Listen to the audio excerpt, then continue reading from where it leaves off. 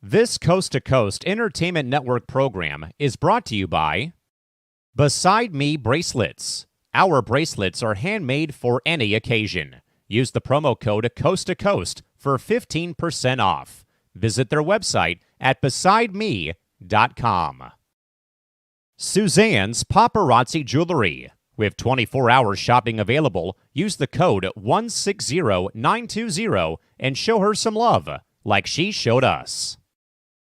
Reaper Apparel Company, a commitment to live your most authentic way every single day. Visit reaperapparelco.com for more information and a look at all of their apparel offerings. And by Good Day Embroidery, your local source for custom embroidery, screen printing, and more. Log on to gooddayembroidery.com for more information.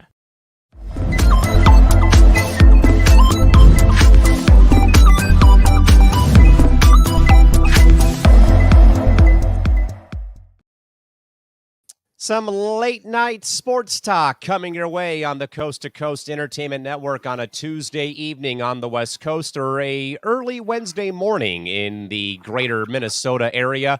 Welcome in, folks, to C2C at Night. This is the brand new, old, now new Tuesday evening program here on Coast to Coast Entertainment alongside James Gonzales and Big B, Brandon Herrera. Yours truly, Callan McClurg, back with you folks here from the home studios in San Diego. Mr. Gonzales, baseball regular season, playoff basketball, playoff hockey, so much on the menu, my friend, as we roll on here into late April. But big game, James, good to see you, my friend. How we doing tonight?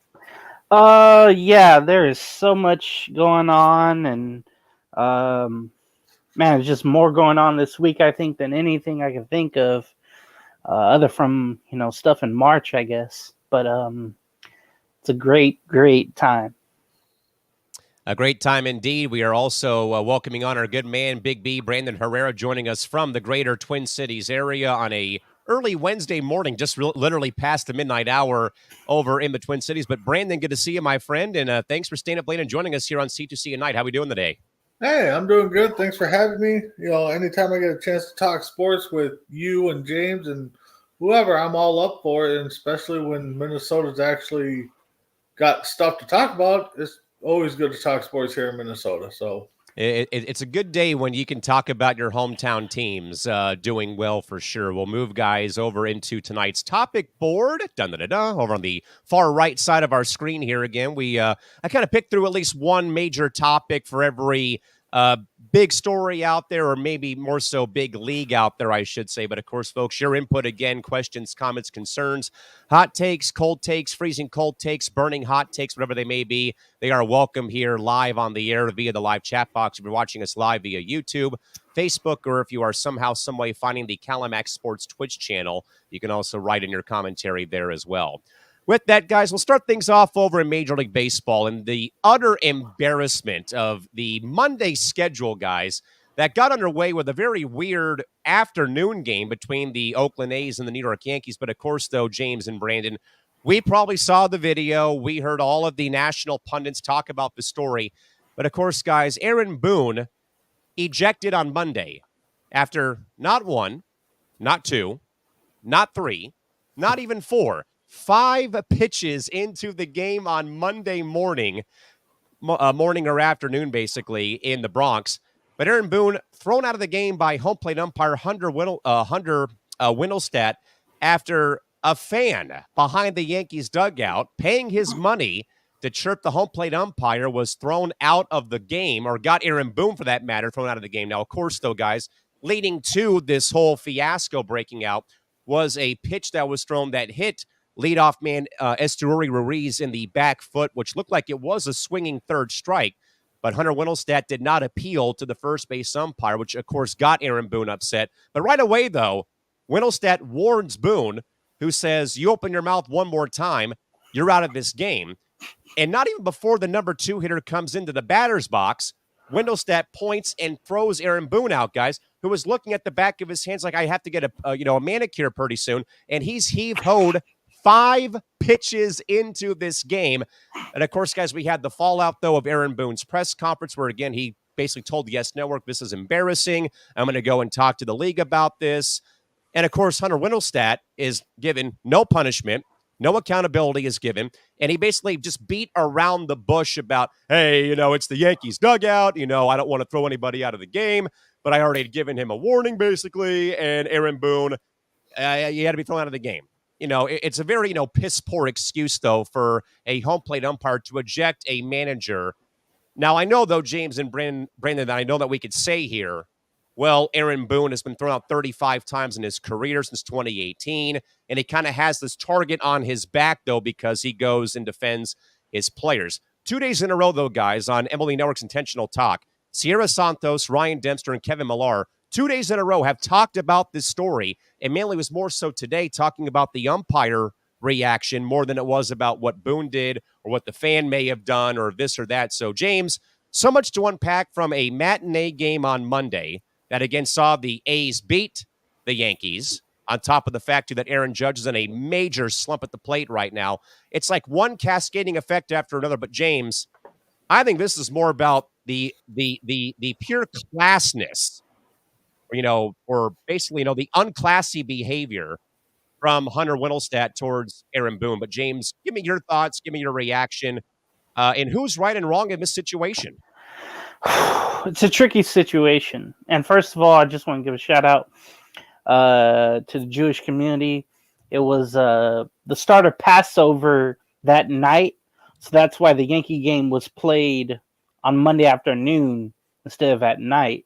So I think the Yankees did that the right way and played early. We know Aaron Boone is a hothead. We know Hunter Windelstadt, being around a long time, he's going to get fussy, especially on a sunny day, even though it's kind of cold, but still hot, or the sun beating down on him. Tricky situation, because when you think about it, Yankee Stadium not full because of the odd start time and the fact that nobody behind the plate or around the dugout gets to their seats right away. So the umpire and everybody can hear what anybody's yelling. This wouldn't have happened, late in the game or even in the fifth inning, where you can hear what a fan says when everything's quiet. So I think that's a factor. And then you just have an old umpire in which there was so many umpires. I don't know. I think it was last year or before last season, there was a bunch of umpires who were veterans that retired. And Hunter and Angel Hernandez, they're the ones that are still sticking around. And they have the law. They, shake their fist at you and tell you, hey, if you say one more thing, if I hear one more thing, I'm going to look over there and throw you out, instead of focusing on the game, I guess. But I think it was a misunderstanding. And then it's also just an easy target on the umpires because, things are becoming more technically technology-based, yeah. Yeah, like there's, minor league system, there's a tap on the head for a pitch that the pitcher wants to challenge in the minor leagues, but eventually that will come up, I would believe. You have replay systems and all that, but just everything's going at the umpires, and now you have social media where one little call will just bring up something. John Boy Media. Yeah, and he did a great job. I love the little breakdowns and the lip readings and all that. He's just tremendous on that. But man, it's just Aaron Boone. He always gets caught in these, and at least once a year, he'll have a really good misunderstanding with the umpire where maybe it's not his fault, but the rest of them are. I feel like it's just an old grumpy umpire who didn't want to work that early in the day. Just hearing something that he probably should have ignored. But since, there was already controversy in the game already, that just led to that. Just a big misunderstanding, I think. And I was kind of shocked, too, that the fan was able to stay in the game. Nobody pointed him out. Maybe there was a bunch of empty seats around where, usually, security, they're not as, they don't let things go anymore. And I figured if Aaron Boone's pointing to the crowd, maybe he doesn't know who it was who was yelling, but I thought that fan was going to get thrown out, but they showed him later in the game. I think around the 8th or 9th inning, they showed the fan, and I think what was smart for him, he took off his jacket right away to make sure that I don't think they knew who he was. Quick note about the game was bottom of the 9th. I saw Aaron Judge come up. You mentioned he was struggling. Mason Miller, he just blew that heart of the lineup away in that bottom of the 9th. Very impressive stuff by the young closer for the A's. But man, I think it's just a tricky situation. Just an old umpire, sick of things already, didn't want to work because of the odd time. Just a bunch of little things happening that probably wouldn't have happened if there's a 7:05 start. Big B, I think it's becoming a tired act that we know officials of sports by name. C.B. Buckner, Jim Joyce, Don Deakinger, Angel Hernandez, Hunter Wintelstedt. In the Padres case, Doug Eddings, who had a huge falling out with Manny Machado and Jace Tingler 3 years ago in Miami during a series when he was, a part of, his crew was doing a series with the Padres playing. But I think, though, Brandon, that this whole thing, though, I really just think that this boils down to the fact that Aaron Boone is a man with a target on his back because of his ejections over his career. I think that the stat reads that he's been thrown out 35 times since 2018, like he's 4th or 5th right now among active duty major league skippers for ejections. But this is just such a, foul ball basically for that.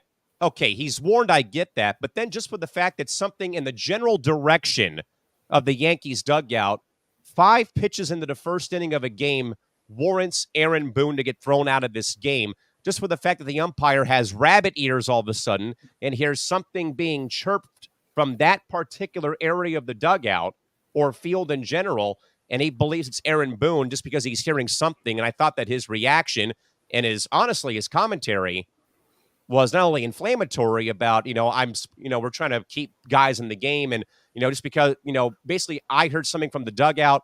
Aaron was warned. He got thrown out. I get that. But also, are these fans really paying to watch these 4 guys call balls and strikes or call guys out or safe on the base path? So I think, Brandon, that I read a pretty funny comment, though, that, here we can send Jackson Holliday back to AAA Norfolk to work on his game.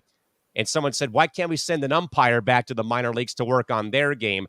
But I think, though, James was more so on the right track, though, that Angel Hernandez and, I would throw Doug Eddings in there, C.B. Buckner in there, and certainly would throw Hunter Wintelstedt in there, that they are, in a way, iron fist rulers now of like, hey, now we're this, we are, we have seniority over the rest of these new umpires. So we're going to make it all about ourselves, though. So, Brandon, more than anything else, though, reaction to Aaron Boone getting tossed on Monday, but also, when do you believe that finally baseball, or for that matter, any sport, begins to hold their officials accountable for something like this happening?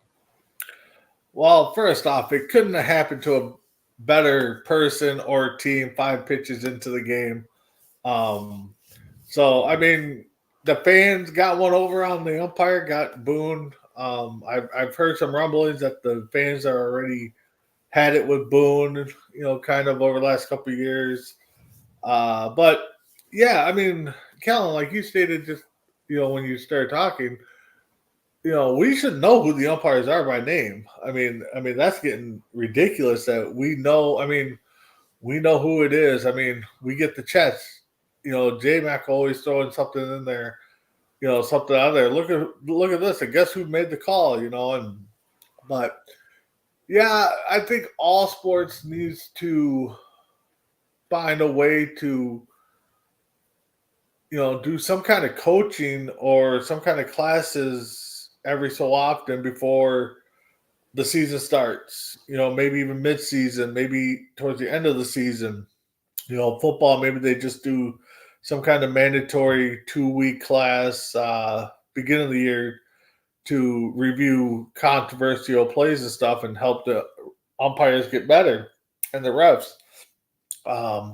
But yeah, we're seeing a lot more, and maybe it's due to the social media and stuff, but we're seeing a lot more umps making bad calls, good or bad for your team. And of course, when it's a good call or a bad call for your team that benefits them, you're going to think it's a good call. But that same call against you, you're going to say it's the worst call ever in history. So I do think that the sports needs to come up with some kind of class, some kind of group mentoring or something. But you guys are right, though. The umps that you guys named, the most senior umps, of course, they think they're above the law and they need to, step up the commissioner stuff to make it fair. So I was looking, as you were talking there, Callan, Boone's been thrown out 35 times in just under 900 games. And of course, if nobody knows, the record for most games being tossed is Bobby Cox of 162, and that was in 4,500 games. So, Boone's on a good pace there to possibly break that record if he sticks around long enough. Most definitely. And I think, James, that before we wrap up here, move on to our next topic on the board here is that I know Brandon mentioned about, umpires schooling. I know that the schooling and the work to get to the major leagues is very daunting. Not really daunting, but it's a very long process. It's multiple weeks out of the year. A lot of these current day umpires like Hunter Wintelstad actually lead these courses, classes, whatever you want to call it, but they lead umpiring schools though. And their classwork binder is humongous with breaking down any small play. Hey, if there's a base hit, I'm going to go and be, the third base umpire and this, if you're working this certain crew and stuff. And then, you have to work your way through high school and college. And then you have to work through all those years in the minors before you even get a chance to work Major League Baseball. But James, I know that Brandon brought up though about maybe some sort, we're kind of thinking about fair punishment to hold umpires accountable for a missed call like this, or for that matter, the league stepping in, like Aaron Boone told the S Network that he would be, filing a complaint basically about this ejection on Monday. But James, I know that we also do know, I think, that the NFL goes by a grading scale, and depending on how many grading scale points you get, that's how they pick their crews for the postseason and for the Super Bowl. I know, James, that Angel Hernandez had a big stink about, his lack of national TV exposure. He made it all about himself, though. Once again, you're not the star of the postseason. It's about the two teams who are playing. Stop making it about yourself. So, James, in your opinion, what would be fair accountability or punishment maybe for an umpire who maybe, again, Jim Joyce, happens to blow a perfect game when the call was not what he originally called on the field? Sadly, I don't think you can punish an umpire right now just because they'll strike. We've seen it before seasons, right? In all the sports where they have replacement umpires or replacement refs, and MLS. then you have just chaos. Just what was that, football? What was it 2012 in the NFL and the Mary, NBA? Green Bay and Seattle. Right. In the NBA, I think they avoided it barely sometime last decade. Because that was going to be a mess too. And then in the MLB, they've avoided that just because they don't punish the umpires if they make a bad call. They do have the gradings, especially on the strike zones, which I like to see. And I think we did to say something positive about an umpire. We had one, I think, have a perfect game in the World Series last year. And I think it was a fairly young rookie upcoming umpire who may have got 99% of his balls and strikes correct per the umpire grading scale Twitter account. I don't remember what his name, but I know it was maybe game 3 or something. And I just think unless it's something outrageous where you have to, pull an umpire in and say, what were you seeing there? Let's go to Lynn Crafters. Let's go somewhere. Let's see if you're okay. They just won't do it. The ignorance of the umpires, there won't be any punishment because they'll say, hey, let's just strike. They can't play without us. That's literally, I think, what they'll do if anybody suggests, hey, we need you to take a game off or a series off or a month off. They just have a union, right? So I just never see a punishment coming unless, with Angel Hernandez, right? He sued the league for some discrimination, which I know he didn't win. And he's out here umpiring, and when he gets a Sunday night game, he botches it. And now every mistake that he has, it's all over Instagram right away. It's ridiculous. But he put that target on himself. Baby. He put that target on himself. And so, but again, when it comes to punishment, I don't think the umpires will ever get punished just because, hey, they'll say, hey, we have the power. It's all about the power. And they can't play without us. If they brought up all the minor league umps, they'll complain and want us back. So I just don't think there'll be any punishment for him. Brandon, what would you probably say about some sort of, apprehension or accountability for umpires if something like this happens again? Do you basically like dock them, pay? Do you suspend them for a game, or do you just say you're not going to be working in the playoffs? Yeah, I mean, I guess you definitely would dock them like the NFL does. Get them a grading scale, and if they don't grade out, then they're not part of the postseason. They, and then in the postseason, they make X amount of mistakes, and they can't umpire the championship game. The one thing I hate though is I don't know where you guys always got the NFL or so sent a letter to the team apologizing for the missed call. It's like, what's the apology letter going to do? I mean, it costs us money, But yeah, they need to figure out some kind of punishment. So what you guys were talking about was Pat Hoiberg, Phillies versus Houston, Game 2 of the World Series, 10/29/2022. He had an overall accuracy of 100%. Thank you, baby. Favor was a +0 run favor for Philly.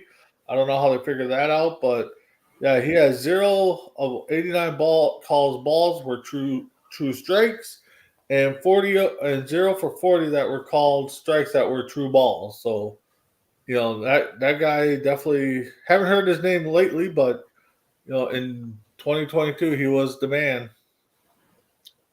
So again, folks, a very weird topsy-turvy situation. Again, Aaron Boone given the eject button 5 pitches into the Monday game between the A's and Yanks after Aaron Boone, per umpire Hunter Windelstadt, said something, though it was clear as day via the Yes Network and other outlets, that it was a fan behind Aaron Boone wearing a Yankee hat and a blue pullover jacket who was barking at the home plate umpire.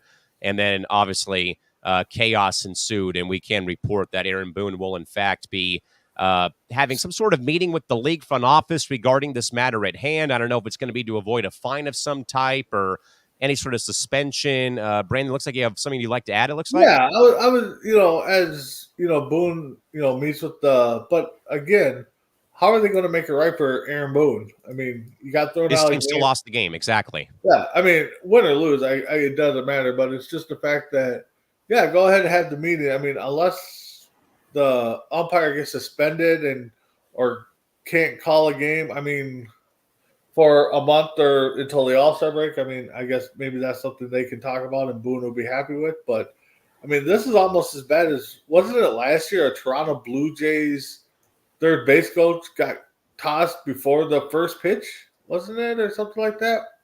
I think so. And I remember Brian Price, when he was managing the Reds one year, got thrown out of a game at the home plate lineup card exchange the next day after he got thrown out. And then something like he kept rolling, he got thrown out at the exchanging of the lineup cards. And also, Brandon, I'm very glad you brought up, though, about like the meeting, like it's not going to matter. James and I said that once about the NBA last 2-minute report. Who cares what it says in the last 2-minute report? You still lose the game. Yep. It's insulting. Yeah. And that's all. That's the whole thing with some fan bases. It's like, especially if the bad call cost the team the game. Well, they should make them replay it. How are they going to make them replay it? Yeah.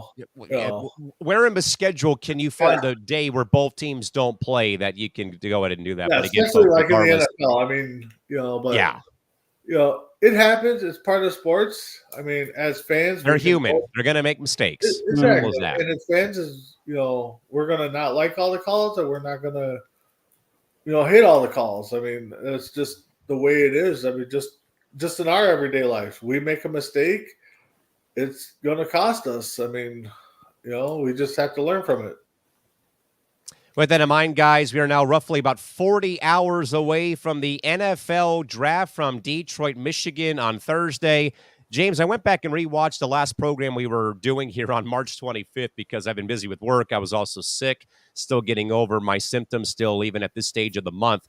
I remember, James, that you were very, not concerned, but you wanted to fast forward to draft day because you're just so tired of hearing, this mock draft, Mel Kiper's mock draft, Colin Cowherd's mock draft, your mock draft, the network's mock draft, Brandon's mock draft. I don't have a mock draft because I don't care about the NFL. So, James, just kind of briefly, in your mind, Thursday, of course, big day for the NFL. It kind of kicks off like the NFL New Year, basically, for a lot of people in their minds. But, James, maybe in your mind, what are you most looking forward to on Thursday when it boils down to draft day as a whole for the first couple of rounds on ESPN? I think the NFL, that what you mentioned with the new year, for me, it starts free agency. Because then crazy stuff happens and trades happen. So I think it starts there. Then you have the draft. Then you have that. I think we watch, Lee Hacksaw Hamilton, and he always mentions that this time of year is just, this, month or whatever before the draft is just a bunch of people lying in the press conferences to say, hey, we're going to do this, or we're going to do this, or they'll go around a question. So I love how Hacksaw mentions that it's just people lying everywhere about what their plans are for the draft. It's definitely a quarterback-laced draft. Of all the BS I've heard, we know Caleb Williams, he's going to get drafted by the Bears. There's no doubt about that. If that doesn't happen, the world will end. And then you just have questions all the way to number 6. You have Washington at 2, New England at 3, Arizona at 4, Chargers at 5, and then the Giants at 6. And then you have teams like Minnesota at 11, 12, Denver at 12, the Raiders at 13, that supposedly wants to move up to either, the 4th or 5th spot and draft a quarterback that might be gone by the time their picks come up. And then you have the Giants, who just re-signed Daniel Jones, and that, of course, didn't work out. That might want to move up to 2, 3, or 4. So my thing is, hey, look for draft trades to be out there, or at least scenarios have already been out there, but the trade should be crazy. And then how much does a team, let's say like the Raiders, like the Vikings, or like the Denver Broncos, how much do they want to give up for this draft and next draft just to move up and get one of these quarterbacks? Will they have the patience and say, hey, let's maybe go get a Spencer Rattler next round in round 2, or someone way down the line like a Tulane quarterback, I forget the dude's name, or maybe find like a Brock Purdy somewhere, or Tom Brady later down the line. Yeah, right. Or just wait till next year and say, okay, let's just tank. Let's get to the first. If we're going to be bad, let's be really bad. Let's be Carolina bad. So I'm going to be interested to see just if there's any draft trades. If Washington was not able to woo Jalen Daniels, the Heisman Trophy winner, I heard he didn't like the process when they brought him in. Again, that crap about all these damn stories, I'm just sick of them. I just want Thursday at 5 to be here by now. New England, Uh, they have their choice at quarterback. That's basically it. Arizona could trade out for the second year in a row and get screwed. Remember, Houston did well trading with Arizona. You saw how they did last season. The Chargers could either stay there and draft either Marvin Harrison Jr., which I would definitely hate, the receiver, or get a great offensive lineman. But I think they'll go receiver. I would love if Arizona got Harrison Jr. Personally, I'll just say this to end it. With the Raiders, they don't have the assets to trade with the, to get to the 2, 3, or 4 spot, but they really need it. Maybe they wait for Penix Jr. or Bo Nix later down, but who knows if they'll be there.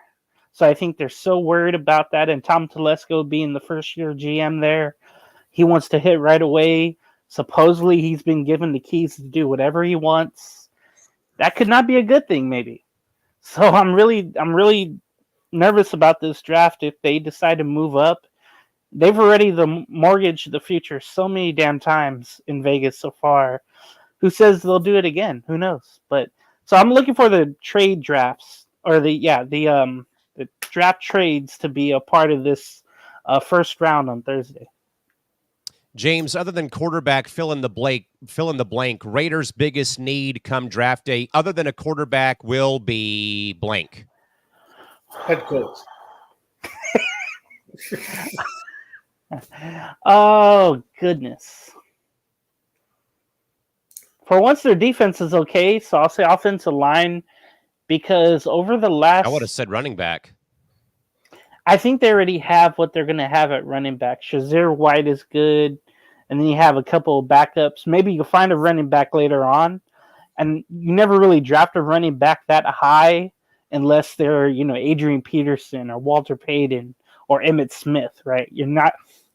This first round is not a running back, laced draft. Quarterback heavy. So you quarterback heavy, and then you have receivers. It's not deep like 2020, but it's, you got 3 or 4 in there in the first round that can go. If they didn't sign Jacoby Myers, excuse me.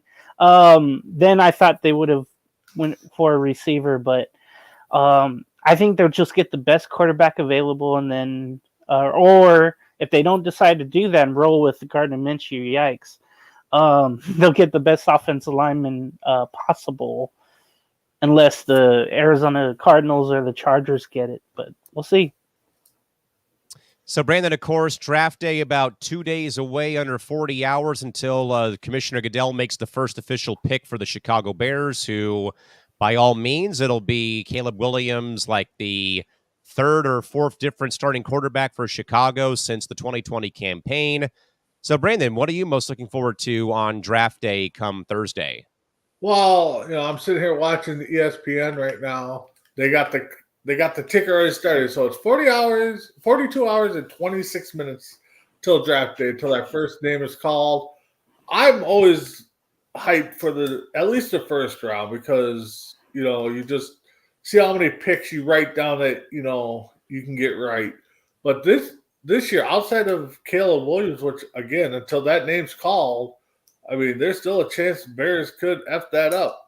I don't see it happening, but picks talk, players talk. I mean, the Bears could shock the world and end up trading the pick, which I think is like a less than 1% chance of happening. But just all the rumors, like James said, I'm kind of getting sick of it, especially now. Everybody's talking here in Minnesota. Oh, the Vikings need to move JJ. Oh, the Vikings need to do this. Vikings need to do that. It's like, one guy even called into their local radio station, said that the Vikings are better off trading Justin Jefferson right now for as many number 2 and number 3 picks as they can get over the next X amount of years. And it's just like, what, really? Just second and thirds? Come on, you can get more. But, I mean, I've seen mock drafts. I've seen people talk that, they're guaranteeing that the first 3 picks are going to be quarterbacks. Some are saying the first 5 could be all quarterbacks, just the way it moves. I think we're going to see a lot of action. I think we're going to see a lot of teams getting down to about the 5-minute mark, and then we're going to have a trade. I think there's going to be a lot of trades within the first 10 to 15 picks. Just people moving around, trying to get better, move up. I know the Vikings are talking. I know there's some reports that Washington, New England all want 4 number ones for their spot. Wow. I really hope the Vikings don't do it, but I mean, Minnesota does need a franchise quarterback, and this is definitely a good class to get it. I think it would be cool marketing ploy or gimmick to get the kid from Michigan, JJ McCarthy. Because then you got JJ to JJ. I mean, what else could you do with that? But I really hope to see a lot of action. I don't think we'll see so many surprises picks. I highly doubt that Caleb Williams is not the number 1 pick going to Chicago. Again, until that name's called, it could happen. But I think that would be the big surprise curveball if Chicago goes anywhere or even moves to pick anybody but Caleb Williams. Yeah, again, I probably won't be watching, or probably should say I won't be watching, again, with my personal, protest and vendetta versus the NFL. But again, I cater to a full audience when it comes to talking sports, which would include the NFL, again, though I really could care less about it. But certainly, I think, though, guys, with any draft, though, any sport, I think you kind of get tired of all the mock drafts and the projections and, this person says this, that person says that. And certainly I think it's worse when there's a lottery in place, like the next 2 leagues we're going to talk about, especially when your team did not have the best of years. And the ping pong balls are, the odds are so high in your favor, but yet they don't bounce your way, though. But certainly, I get, though, where you guys come from, though, like leading up to draft day, like you just want to get all this stuff, out of the way and just get through, the draft. But certainly, folks, I do believe that Coast to Coast will be having some coverage on Thursday of the draft. Brandon, let's go back to you.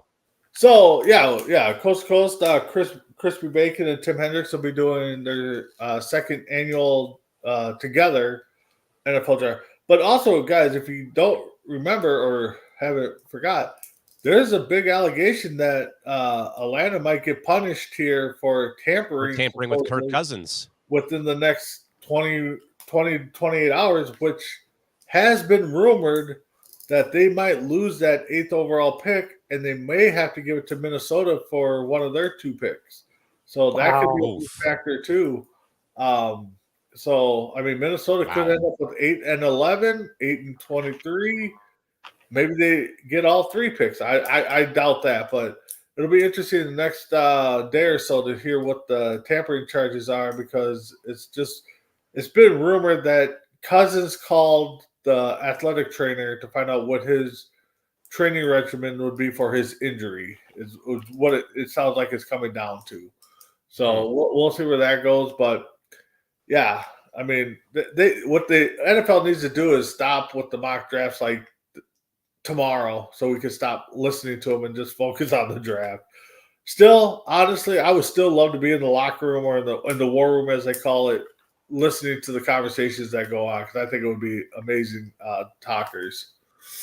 And I think for the fact, though, too, that even though it was a movie, but I think Draft Day with Kevin Costner gave you like that glimpse of how these GMs bicker and bitch and moan and whine and call each other, and they're calling each other names but it's all, though, part of the business of trying to get everyone's teams better. But again, folks, Crispy Bacon, Chris Mabry, and our good man Tim Hendricks will have the full-blown coverage of the draft on Thursday. Join us back here for all of the reaction and coverage of the 2024 NFL Draft, at least for round 1, from Detroit, Michigan on Thursday. And we know damn well, too, if J.J. McCarthy does go round 1, there's going to be a rousing ovation from those Detroit and, for that matter, Michigan fans in the Motor City. With that, guys, let's go to the hardwood, fellas. The NBA playoffs are underway and full speed ahead at this rate. Great series right now, guys, in the West and Eastern Conference right now. Let's kind of run through where things stand right now at this rate. Again, Oklahoma City and New Orleans. Very exciting finish down to the final basket or the final shot for the Thunder to hold off the Pelicans. Absolutely. The Bacon Prime Draft Special is back on Saturday. Good to see Tim joining us from over in Europe. But of course, guys, back to the NBA. Once more again, Oklahoma City, New Orleans. One game to none. OKC hangs on by the skin of their teeth. Denver has become the Lakers' worst nightmare. They win at the buzzer in game 2 in Denver. Brandon and the Wolves go up 2-0 on the Suns at Target Center on Tuesday night, and then the Mavericks hold off the Clippers to tie things up one game apiece with Kawhi Leonard back in the equation for the Clips on Tuesday night. Out east, Pacers and Bucks tied at 1 going back to Indianapolis. Celtics own a 1-0 lead over the Jimmy Butler-less Miami Heat. The Cavs up 2-0 on the Magic, and the Knicks up 2-0 on the Philadelphia 76ers going into game 3, respectively. So, James, let's begin out west, my friend. So right now, Denver and Minnesota in the driver's seat up 2-0 right now in this best-of-7 series. Clippers and Mavs now tied. Pellies and Thunder 1-0 with game 2 coming on Wednesday. James, kind of briefly give us like your brief thoughts on the Western Conference so far in the NBA postseason. Okay, so it's kind of looking like last year. Hopefully I don't jinx it, knock on wood, for the Denver Nuggets over the Lakers. Man, the Lakers, it just seems to be a theme with them that they love to lose leads at the worst time. And we saw that Monday night when they played game 2. Game 1 was more just Denver overruling them. And then it took a Jamal Murray game winner jump shot step back over AD to win it. That kind of reminded me of the Kawhi Leonard game winner in 2019 in game 7 of the second round over Philadelphia. It had the same vibes there. Just a great shot, great finish to that game. And the Lakers, they got to do some soul searching going home game 2 tomorrow. Thursday, like you mentioned. Suns and Timberwolves, man, I've been saying this ever since the season started, that the Suns are really missing a point guard, and like a true point guard. They thought, okay, we're just going to do it without one. Booker will just bring the ball up, or whomever will bring the ball up. It'll be okay. But then you just have too much ISO going on. And then inside, like in this series, you got to give credit to the Timberwolves. You know, when they made that trade, it was really bad for Gobert. For Gobert at that time. But you can see in this series, it's really overwhelming Nurkic inside for the Suns. He's having to fend off Gobert, and then KD is not as strong as Cat inside. So I think that overrules for Minnesota. And Anthony Edwards is just balling right now. Mike Conley Jr. is really clutch, like he did tonight with the 3-point shooting. It's great to see that he's found a home there in Minnesota after moving on from Memphis, going elsewhere too. Okay, the other series. You got Mavericks and Clippers game 2 that just ended about an hour ago or so. No, real low scoring game, and then finally Luka showed up in the 4th and made some devastating shots. Just the overall bad shooting night for the Clippers. Game 1 was the total opposite. I mean, that was just the Clippers rolling in game 1, but game 2, man, just again bad shooting, and then just good defense too, but a lot of fouls. I noticed right away it was a physical game, and Mavericks pull it out, so they go home happy at 1-1. And then Pelicans Thunder, credit to the Thunder getting the win, but you knew first playoff game nerves for a lot of these Thunder players, that was going to hit them, and it sort of did. But they're able to pull out the win only by 2, and the Pelicans have shown all year long, with or with Zion, that they're going to give you a game, that they're going to really, really play hard, make some threes, make some runs like they did. They even took the lead late, but the Thunder had too much talent. They got the stop late, and that really helped them out. So I'm not surprised by that. and I really can't wait to see that Thunder Game 2 tomorrow. Brandon, let's stay in the Western Conference, kind of get your thoughts running down the series, but I mainly want to talk more about this Wolves-Sun series with you more in depth, though, again. 2-0 lead now for the Wolves. Great crowd at Target Center for these two games. I saw the video on Bleacher Report of the fans who have the crying Devin Booker face shirts that are sitting right by the Phoenix bench, and certainly that Minnesota right now, and we talked about this, Brandon, before we went on the air, though, that'll be vastly important that the Wolves nab Game 3 or one of the two in Phoenix. I think you said it right, though. If this team gives the Suns any ounce of, potential chance to take a game in Phoenix and feel like, hey, we're right back in the series, that could maybe, in a way, kind of set this team back on their heels a bit. So, Brandon, mainly, more than anything else, your thoughts right now about how the Wolves have played through two games over the 6-seed Suns right now, and then again, winning the first two games at home at Target Center. Nah, I mean, they came out and, did what they had to do, because when the matchup started coming out, Phoenix had Minnesota's number this season. I think they were 3-0 against them, or 3-1 against Minnesota. So it was a scary series to come into. So a lot of pressure on Minnesota to get it going. James said it. Anthony Edwards is balling out right now. Gobert's doing what he's got to do, get the rebounds, get the block shots, play some defense. Cat's doing everything he can coming back from injury. I think he's kind of a key part in how the Wolves are going to play, because if he stays healthy, it takes pressure off of Gobert and Nas to, they can do what they got to do instead of trying to step up and fill Cat shoes. Definitely Anthony Edwards has to stay healthy too. So, but yeah, it's a good thing here in Minnesota. They do have to go out. I think they have to win Game 3, or if they lose it, it has to be close. It cannot be a blowout like today's game was, because that just gives the Suns ammunition and thought that, okay, we're in it. Now we take Game 4. Now we're back in it. So I think Game 3 is going to be a critical one for Minnesota to put up a fighting battle. If they can come out with a W, then we're looking at, I ain't going to say a sweep, but, probably a 5-game series for Minnesota, which they need. The young Wolves, they need this. They need this run to prove that Gobert trade was worth bringing him in. And because we lost, 4 number ones over the next 6 years or something like that for that. So they need to make this trade work. So, and it looks like it's going to. And, good luck to Minnesota. Hopefully we can get further than we've ever gone before.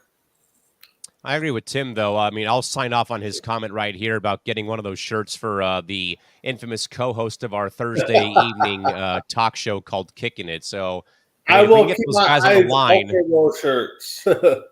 Yeah, I mean, if we can get one of those guys on the line, we'll definitely, buy a box full and sell them, and we can raise money for C2C that way. And with that, James, we'll put the ball back in your corner, my friend, for the Eastern Conference right now. We have one series that's tied. One series right now, 1-0. Two series as well, or 2 games to none. So, more so, James, what do you think here about the Eastern Conference so far? I mean, Cleveland 2-0. Knicks kind of got saved by the bell, literally and figuratively, in Game 2. I read a report today on ESPN.com. Like I said in the baseball segment, the Sixers were told in the 2-minute report that there should have been 2 fouls called on the play, or at least granted a timeout that Nick Nurse sounded off to the press. Milwaukee, again, reeling without Giannis, tied at 1 now against the Pacers. Boston is Boston. The Heat do not have Jimmy Butler at this rate. Cleveland and Orlando, 2 very young, scrappy teams with the Cavs, I think, just have a bit more in place right now. So, James, how about your thoughts on the Eastern Conference playoff picture? Cavaliers, unlike last year, they seem to be on a mission. I know it's only round 1, and they're taking advantage of a Orlando Magic team. Again, a lot of them are in their first playoff games, other from Joe Ingles. So they don't know how it feels to play in the playoffs. Orlando had a tremendous regular season, no doubt about it. But Cleveland, they felt embarrassed last year, exiting in the first round in 5 games by the Knicks. So I think Cleveland feeling the pressure are dismantling them. The only saving grace, I know I keep saying this, but is for Orlando to go home and kind of feed off that energy, hopefully at the crowd there at whatever it's called now. But Center. yeah, I want to say Amway, but but yeah, Cleveland's coming up big. Mitchell's having big games. Garland, even Evan Mobley's even shooting threes. It's pretty cool to see. This is what the Cavs should be. And so right now they're doing well, but we'll see how they do on the road. 76ers and the Knicks. Oh my God. Game 1 was really great too. It kept going back and forth. Game 2, it went up a level. It went up to 11. That was really cool to see. The Knicks home crowd, of course, in the playoffs. There's nothing like it at the Garden. But man, I feel bad for the Sixers. When you saw Embiid, he made that alley-oop to himself in Game 1 and came down, and it looked like he really messed up his knee. Later, it was bleeding. You thought, oh man, he's not going to play again in the series. Well, he came back that game and did whatever he could. Game 2, he did play well, but Maxey, you could just tell once James Harden was traded that he was going to be one of the focal points, and that's why he won the Most Improved Player this year, the award given out on Tuesday. Maxey did whatever he could, but he definitely got well. I'm looking at it. I'm like, I can understand why the referees had that 2-minute report. It's just to screw you to the Sixers, but I could see kind of a foul. But then I'm like, no, let it go. And again, I have that bias about the league office being in Manhattan and the Knicks being in Manhattan. So, I could see why the call, why there was no call and a chance for the Knicks to, take that game like that. But it's been really exciting. And again, saving grace is that the Sixers are going home to Philadelphia, where they also have a raucous crowd. So we'll see if they either give up or they awake. Speaking of giving up, the Miami Heat without Jimmy Butler doesn't have that same fire. And the Celtics, being the most proficient team out there, showed in Game 1. They were up by 30-something at one point. I think, lost by 20. Did Miami? I think that's going to be a clean sweep. It's going to be easy for the Celtics, unless Miami shows some fight. We'll see if that happens. And then one of my favorite teams of the year was actually the Indiana Pacers. Same. I say that because they haven't had some success lately ever since Paul George left. And Miles Turner, luckily, was not traded. And he's been retained there to play there long term. And, man, I'm so happy for him. But Game 1, they were completely blown out of the Pfizer Forum there. Milwaukee and Dame Lillard, 35 in that first half, nothing in the second, but he had a little help from his friends. This time, I think the Pacers really felt embarrassed. I really thought they felt embarrassed after Game 1.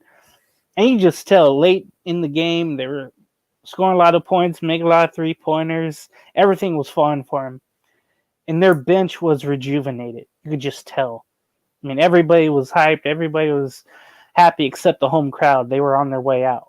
And again, that doubt on Doc Rivers comes on him. And just without Giannis, you just know it's going to be a chore for the Bucks, even if they win this series, to get to the next level. I don't know if Giannis will be playing this series. I think he'll be playing this series, but it'll be later if they get there. And that's just something that Dame can't handle. I know he's in a different conference. I know he's on a different team, but he can only do so much. And then the other guys like Middleton really have to step up and play for what his contract is. He's way overpaid. That's when Portis has to step up, among others. But without Giannis, man, it's going to be a really tough series. So credit the Pacers. Not really Halliburton, but just a host of all the Pacers doing the job for them. So that was cool. And then one thing I just saw about that Sixers series, Joel Embiid, I don't think can see out of his. I forget what eye. I think it's either eye, but he's wearing glasses, so that tells me he's unable to see out of one eye. I think he was poked. So not only did he have some knee issues in game one, but now in game two he had an eye issue. So look for that in the series. If he's not playing, I don't think they win that series, and the Knicks will prevail. But it's been very interesting, 5 days so far of the playoffs, and it's only going to get more interesting. Certainly, I think it's been a telltale sign of, Lakers can't hold leads out west, for example. Will Luka and Irving actually, steal a game, and they did tonight in LA. How will the Wolves do against a very veteran-led Phoenix team? The Pelicans and Thunder, two very young teams.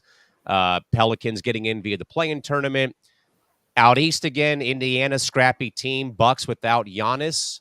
Miami, I think James, you're right that it's doom and gloom with them probably getting swept without Jimmy Butler. Orlando and Cleveland's been very intriguing again. Two clubs who I think Orlando, probably may have hit their stride. Maybe they probably hit it maybe before the curve really did, kind of come in, though. And then the Knicks beating the Sixers, though. Before we get to Brandon, though, guys, our good man Jack Braun writes real quick, what is more surprising? New York being up 2-0 on Philly or Cleveland being up 2-0 on the Magic? Brandon, I will first defer to you on this one. What's more surprising, the Knickerbockers being up 2-0 on the Sixers or the Cavs up 2-0 on the Magic? As a guy that doesn't follow too much NBA, I would just by listening to people talk, James and everybody else, and even follow on Facebook, I think the Knicks being up on the Sixers is more shocking because reports, I think the viewership, is showing that the Cavs-Orlando series has been the lowest viewed game of the playoffs so far, and I could be wrong. Maybe I was misheard on things, but the Knicks, I would say, just would be the more shocking one of the two. I think the Cavs and Orlando, based on what I've been hearing, is pretty much an even matchup. It's just who's gonna get the games at the end. It doesn't sound like there's much firepower, much people are watching those games. So, we'll see. One of them has to come out of the first round. So, but I would agree with Tim and say the Knicks. So, James, both our good man Tim Hendricks and Big B go with the Knickerbockers being up 2-0 on the Sixers. What say you? More surprising, New York being up 2-0 on Philly or Cleveland 2-0 over Orlando? I think make it a clean sweep with the Knicks. More surprising with the 2-0 lead over the Philadelphia 76ers because you'd figure Philly would steal a game in New York just without Julius Randle and the Sixers being at full strength. Although Embiid, again, when he got hurt, that's when you figure, okay, they're probably in jeopardy to lose game one. And then how will Embiid come back? They lose game two. So I think that's the most surprising thing. I think in all sports, when you have a young team like the Orlando Magic, the first time in the playoffs, or again, most of them, they're not going to be ready for it. The Cavs, again, being embarrassed like last year, they want to take care of business right here and now. So I'm not surprised by that. I give it a clean sweep. That the most surprising series 2-0 is the Knicks over the Sixers right now. Yeah, all in favor. I think with the Knicks not having Randall and a lot of these guys, and I think James hit the nail on the head, though, about guys stepping up for Milwaukee. It's certainly, I believe, though, guys, would be a same instance here about Jalen Brunson stepping up, Dante DiVincenzo stepping up. Guys not named Julius Randle putting their stamp of approval on a Knicks 2-0 lead over a, right now, walking wounded 76ers ball club right now at this rate. So I think, Jack, to your question, we're all in favor of the Knicks being up 2-0 on the 76ers. Jack also quickly writes in, Guys, I don't really follow the NBA, but I'm just very happy that the Lakers lost because the fan base is beyond toxic. And if they win, they are too or so unbearable. Tell that to the guy on Kicking It. Also, real quick, Tim agreed about the Knicks, as mentioned. Jack also says, and for LA to not only lose, but lose the way that they did was so sweet. And he also, guys, asked, am I wrong, but didn't the Sixers choke a 6-point lead with 50 seconds to play in regulation time? Yeah, that in game 2, that amazing sequence in which Brunson hit a 3-pointer, and then you had an inbound go wrong, and Maxey could not grab the loose ball from the inbounds. He fell, whether he was pushed or not, by Hart. The ball got away. There was a scramble for it. DiVincenzo had a 3, missed. Harvenstein had a tremendous effort with the rebound. He got it to, I forget his name, OG Anunoby, and then he hit DiVincenzo, and that time he was bulletproof. That made that 3 happen. So, yeah, that's what Jack is referring to there. It was just an amazing sequence. And again, because they were in New York, there was never going to be a foul called. Sorry, Philly. Hate to break out Reggie Miller on you. And also the big stat, though, guys, Tim Hendricks, Denver, 10-0 against the Lakers over their last 10 games. A la, in Brandon's case, that is Mark Calloway, The Undertaker, at WrestleMania before Brock Lesnar came around, a few years ago. With that in mind, guys, one more quick NBA topic here, James and Brandon. Whenever I think about the playoffs, guys, I always talk about demoralizing losses or losses that come, though, like in overtime or in the Lakers' case, because we're going to talk about them here for this question here, losing, though, blowing a big lead, and you lose the final buzzer. So, James, with that in mind, which team behind the 8 ball, 2-0 is in a must-win entering Game 3 in your mind? Lakers, Suns, Magic, Sixers. Out of those 4 teams behind 2-0, who needs Game 3 more in your mind and why? Throw away the Sixers. I think they're done. And then throw away the Magic, of course. Let's stay out west. Because of the trio that was made up this offseason by the Phoenix Suns and all the, postseason failures that those 3 have had, despite KD winning, a couple of finals or whatever. But Devin Booker, he needs to come back in this series. He is becoming that Paul George type of player where, he's great.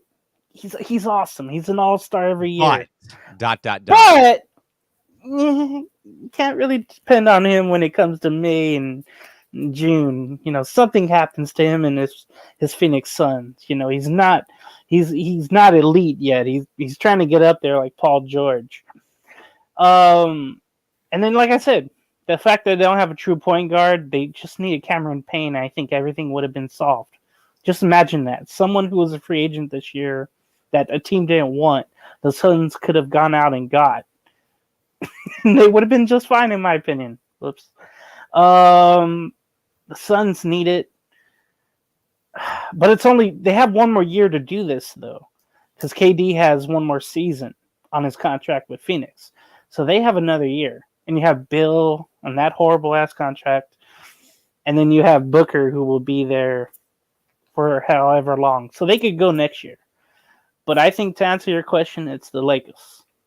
Just because they were swept last year by the Nuggets in that Western Conference Finals. Yes, every game was close.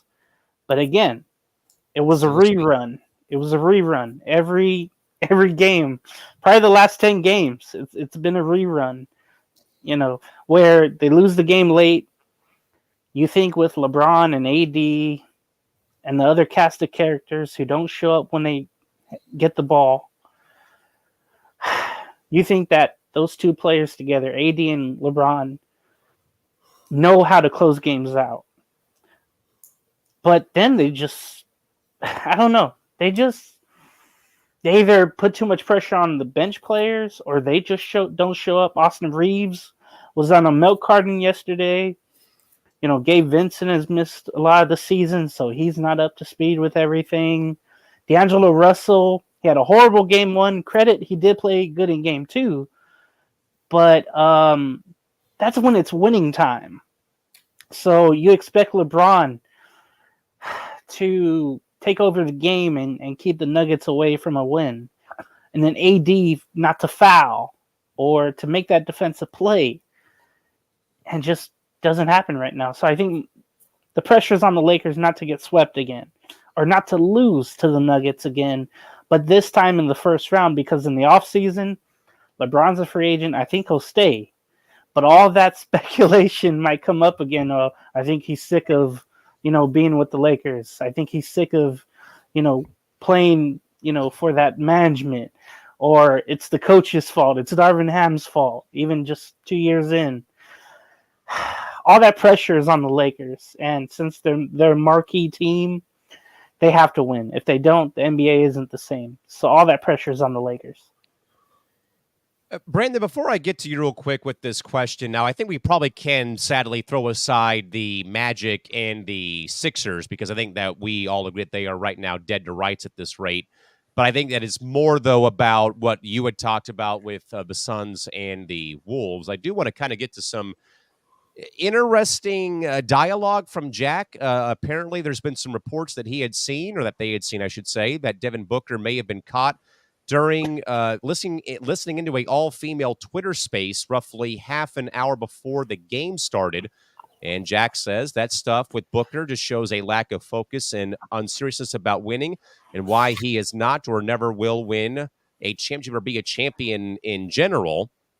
And I mean, that right there, now again, true, false, or just, reporting being done, that's not a good thing to have, though, when you're already behind the 8 ball now, 2-0 and literally fans in Minnesota wearing your face crying on a shirt now behind your bench. Like, that is not a very good thing to have right now. But again, though, Brandon, so James, though, I think gave great arguments, though, about why it's Phoenix or why it's the Lakers. And he, of course, picked the Lakers with having more of a, urgency, I think, to win game 3 again. 10 straight L's to Denver, swept out of the postseason by the eventual champions last year, who are obviously the Denver Nuggets. And they just have not found a way to beat these guys. And they finally had them on the brink of literally having victory snatched from the jaws of defeat, though, by Jamal Murray. And again, the Lakers imploding on Monday night in Denver at Ball Arena. So again, Brandon, we'll spare the Eastern Conference. So Brandon, which team, and I think I know where you might be leaning here, though I know you might pick the Lakers, but LA or Phoenix, who's facing the biggest amount of pressure going into a must-win game 3, the Suns or the Lake Show? I hate to be like taking the easy way out. Honestly, I think they both need game 3 just badly. James laid it out. Tim laid it out. Definitely, Lakers have lost 10 straight to Denver, so they definitely need it. Again, the fan base needs it, because, like Jack said, if the Lakers win, then they're unbeatable, in the fans' eyes. So I think the Lakers overall need it just as much as, Phoenix needs it against Minnesota because they've owned them all year. And now Minnesota came out first 2 games, hit them hard. Phoenix needs to come back and do that in game 3. If I really had to pick one, I do really think it is the Lakers because they've lost 10 in a row. But honestly, I really do think it's both of them. I think both of them need it. They're both going back home. They need to get that big W. Or if they lose, they have to make it close. They have to make it entertaining. They have to make it a loss on a last shot, or maybe going to overtime and you just run out of gas. But if it's a blowout, a 10 to 20 point game, then you just gave the 3-0 team just all ammunitions to, put the pedal to the metal in game 4 and, stuff like that. But yeah, I really think it's both. Before we get to my thoughts, Tim also says one more T-shirt idea. Let's put Austin Reeves on a milk carton and have the word missing written over it. Oh, man. Yeah. God, Please raise your hand if you're old enough to remember those days where they would do that sort of thing on the milk cartons. I think I remember that a little bit when I was in elementary school at one point in time, believe it or not. Jack also says, guys, he could see the Suns imploding if they are swept by the Wolves. Would be as embarrassing as when the 2012 Lakers had Nash, Kobe, and Dwight Howard. Jack, I can tell you firsthand, man, I saw that team play here in San Diego, their first preseason game versus Sacramento. Call it what you want about it preseason, Bud, though, but that big three with Pau Gasol, that was a nightmare. I think they were already down like 15 after the first quarter, and they got Mike Brown canned like 20 games into the season that year. Yeah. And Jack also says, if the Lakers lose, will the Lakers fire Darvin Ham, or does LeBron leave? Whoa. Coach is out. I don't think LeBron's going to leave, sadly, but I think Darvin Ham will be on his way out. Because LeBron will say, I don't have any help. Where's my help at? 80 and I can't do it all. Give me someone else better than Austin Reeves and, Cam Reddish. I think we're all missing the X factor with LeBron. He signed a 1-year deal this year or last year to play with the Lakers. Who's in the draft next year that's possibly getting drafted? So I think that's where it lies, that he wants to go play with the Sun at least for 1 year. So I think if they lose and get swept out of the first round, they're both gone. LeBron's going to go play with the Sun. As much as I would say it'd be the Lakers, and again, Brandon laid it out, James laid it out, it's been laid out by Tim again, 10 straight L's against Denver. Mm-hmm. Sadly, guys, I'm going to saddle up and go with the Suns for one word that I've heard about my hometown baseball team over the last 4 years. Sustainability. Can you sustain having these loaded contracts of Booker, Bradley Beal, Kevin Durant, this not even close to being big three, this big three in the Valley of the Sun? The Lakers, look, LeBron has his Laker legacy. They won the title in 2020. Call it what you want about it being in the bubble, but again, we were already 80% done with the regular season. They were probably going to win the title anyway if the season was played through its duration. And we can complain about, well, this happened. Yeah, they rallied around Kobe Bryant's death. LeBron has his Laker legacy. He already has his title in his third different market. The Phoenix Suns need a title more than anyone else right now in the Western Conference, in my opinion, because of sustainability. Can a small market franchise operating like the San Diego Padres with Booker and Beal and Durant, three bona fide superstars, now down 0-2 to a very young, energetic Minnesota team going back home, are they going to give this fan base in Phoenix, who's been supporting this club since 1968, more and more and more false hope in a market that's only seen one World Series championship and 3 WNBA championships in their, in city history? And I think that more people would probably say they root more for the Suns than they do for, baseball. We'll get to the hockey team in a second, and even the Cardinals at this rate. But I right now would go with the Suns for the fact of, can this be sustained by keeping these three players of Booker and Durant and Beal on this roster? Is it a coaching, is it coaching with Frank Vogel? James, we talked about that 4 weeks ago, that we kind of thought Frank Vogel has been a fall guy for his whole career with Indiana, the Lakers, and now even here in Phoenix. So I will probably go with the Suns right now, who need to win Game 3 more than the Lakers, because, again, the Lakers already have their 2020 season championship. Like, LeBron has that already in the cabinet and in the trophy case. A small market needs this more than, the big bad second best team in the NBA when it comes to 17 championships. So it's with that, guys. We'll move away now from the NBA over to the NHL Cup, Stanley Cup playoffs. I'll kind of run through this real quick before we get to the big story in the NHL that, of course, has been about a week old roughly, but I'll kind of quickly guide you through the NHL postseason. Out in the Western Conference, the Vegas Golden Knights get in as a wild card team. They pull 4 players off long-term injured reserve. They steal Game 1 over the number 1 seed Dallas Stars on Monday in Dallas 4-3. The Edmonton Oilers still own the LA Kings in the postseason. They hammered the Kings on Monday in Edmonton 7-4. Zach Hyman leads the way with a hat trick, and Connor McDavid a 5-assist game. The Colorado Avalanche get back in it against the Winnipeg Jets with a 1-1 series tie, in Nashville knocks off Vancouver to also even up the series at 1 apiece in the Western Conference. Out in the Eastern Conference, the Rangers held off the Capitals from the Garden on Tuesday night. They now go up 2-0. Connor Verhaeghe nets his 5th career playoff goal, tied for the league lead in current day or active players with OT winners. They knock off in-state rival Tampa Bay. They now go up 2-0, heading to Tampa Bay on Friday. And, of course, the Bruins and Leafs are now tied 1 game apiece after the Leafs finally broke through and beat the Bruins in Boston on Monday. In Carolina, 2 goals in 9 seconds, just breaking the New York Islanders back on Monday. They tied the game with the goalie pulled, came right back down after the opening faceoff after they scored to tie the game, and basically with a very fluky wraparound took the 4-3 lead. They put in the empty netter. Carolina now goes up 2-0 on the New York Islanders. And, of course, guys, I'll kind of run through again kind of briefly here. I know we'll pass the hour mark here. But I'll start out west, though, guys. Vegas is Vegas at this rate. You know, they came in, guys, as the second wild card, the last team to make it into the postseason.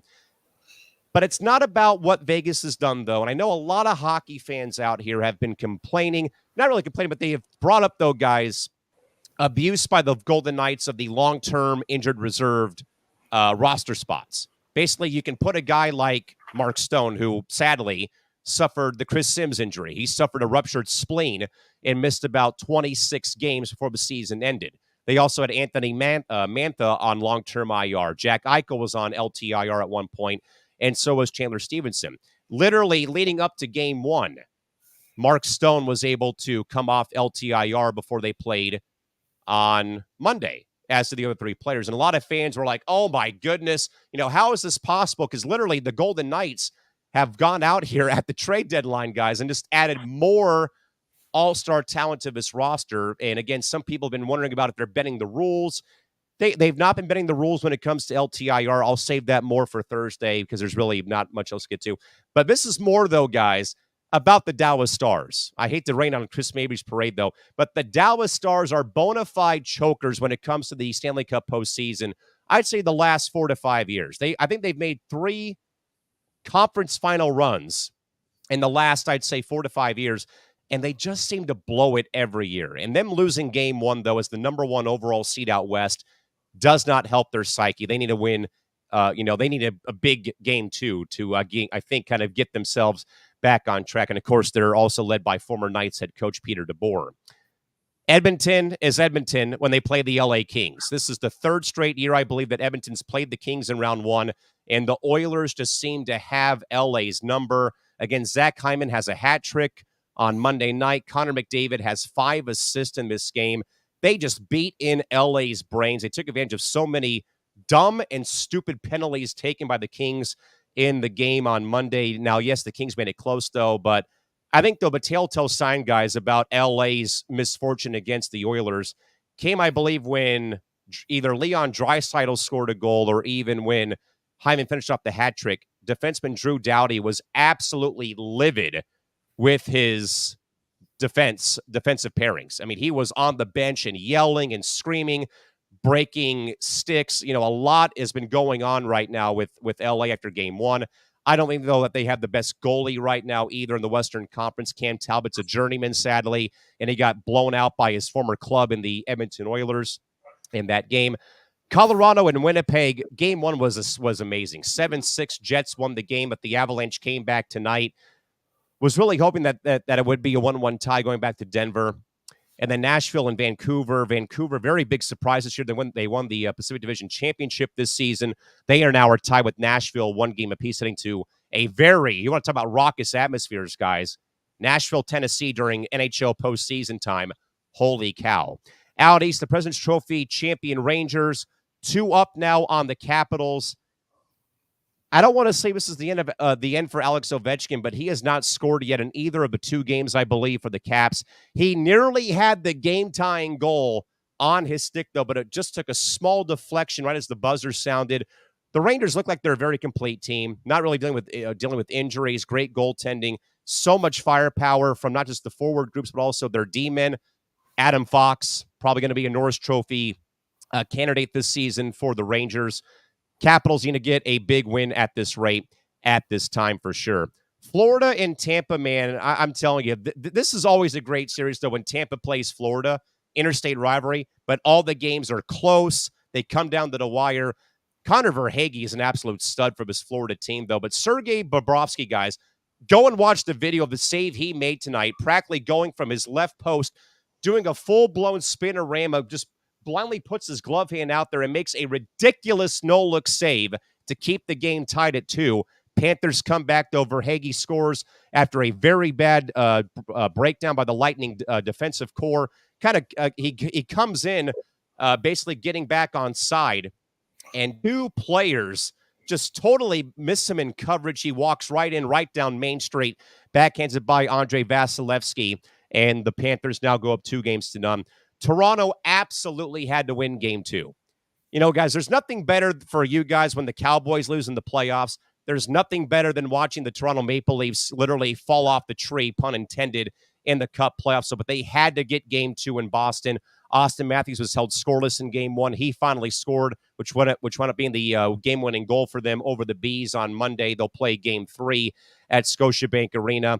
And again, like I said, though, guys, in my preview, the Islanders had their back broken so badly on Monday. Again, they were up 3-0, blew the lead. They were up 3-2. The Hurricanes pulled their goalie.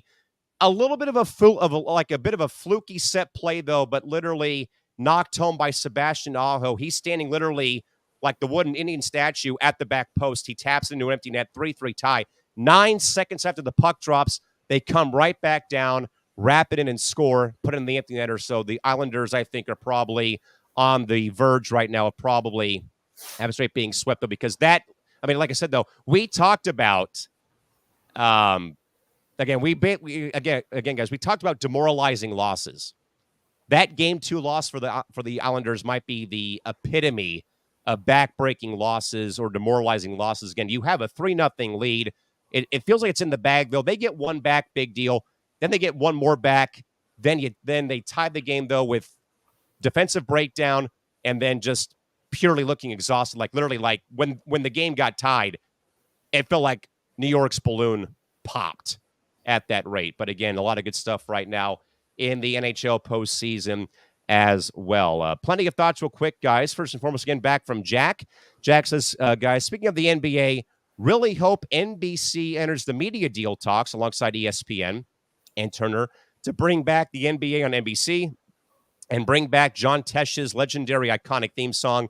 That would be so fire. I'll have more, Jack, about that on Thursday on Press Row. Jack also wanted to add about Peter DeBoer's recent track record. He said, Cal, not just him with Dallas.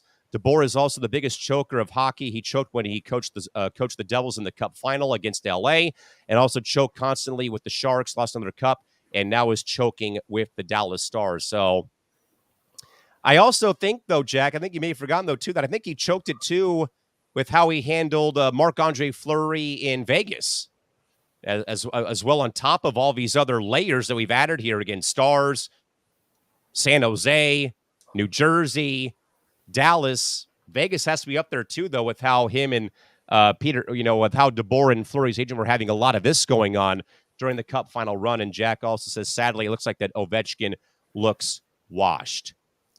I mean, the playoffs are one thing too, but certainly, I know he wants to get Gretzky's record, but man, oh man, that is, it's tough right now. And yes, Jack agrees that the Bobrovsky save was beyond unbelievable.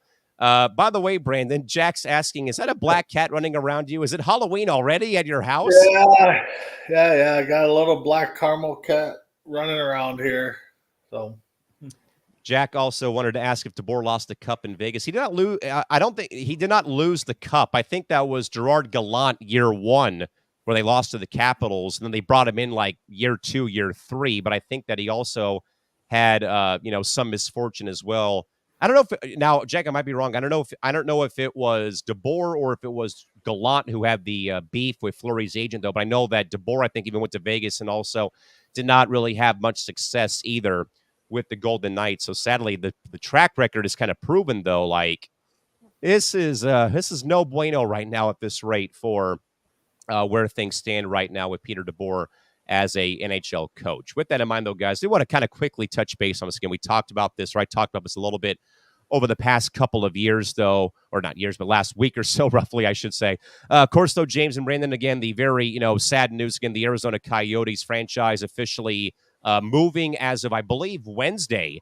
They'll have the big public welcome for the unnamed Utah franchise, again, that was sold off by the NHL to the Ryan Smith and Ashley Smith Jazz ownership group for about $1.3 billion.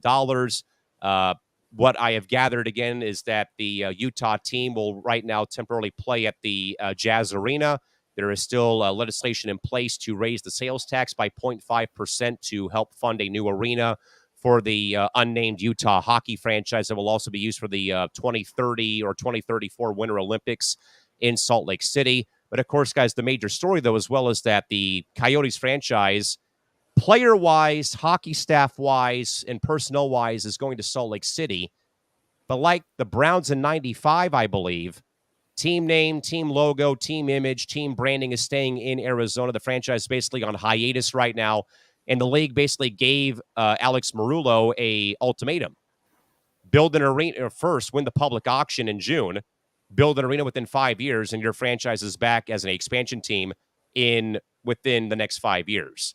Now, there has been some other reports, though, that I'll dive into further on Thursday, that now Front Office Sports believes that they have some dirt now on Alex Marullo for maybe falsifying his actual net worth to the NHL when he first got the franchise. But, James, away from that, though, James, any thoughts to pass on that you would like to in regards to, man, relocation's been a thing here recently. The NFL has moved, obviously moved the Rams and Chargers to L.A., Raiders have gone to Vegas. The rumblings about what may or may not happen with the A's going to Las Vegas. The NBA may or may not be moving franchises to Seattle or Las Vegas. I think, James, that there was a status on that there's been at least 15 clubs in North American pro sports who have moved since 1990. And I think, James, like I said, though, on Press Row and even on Sports Minute maybe last week or 2 weeks ago, this was a franchise in the Phoenix/Arizona Coyotes, who's not iconic, who they were doomed from day one. Like, they were literally set up to fail from their first game when they moved from Winnipeg, playing at America West Arena, not built for hockey. I talked about all the hurdles they had to jump over with the scoreboard being offline, having to cut seats out to make the rink fit, the high school bleachers underneath this balcony hanging over the ice rink, for God's sakes, obstructed view seating. They go to Glendale. They make their one lone playoff run in club history, other than the bubble season in 2011 and 2012. They lose in the conference finals.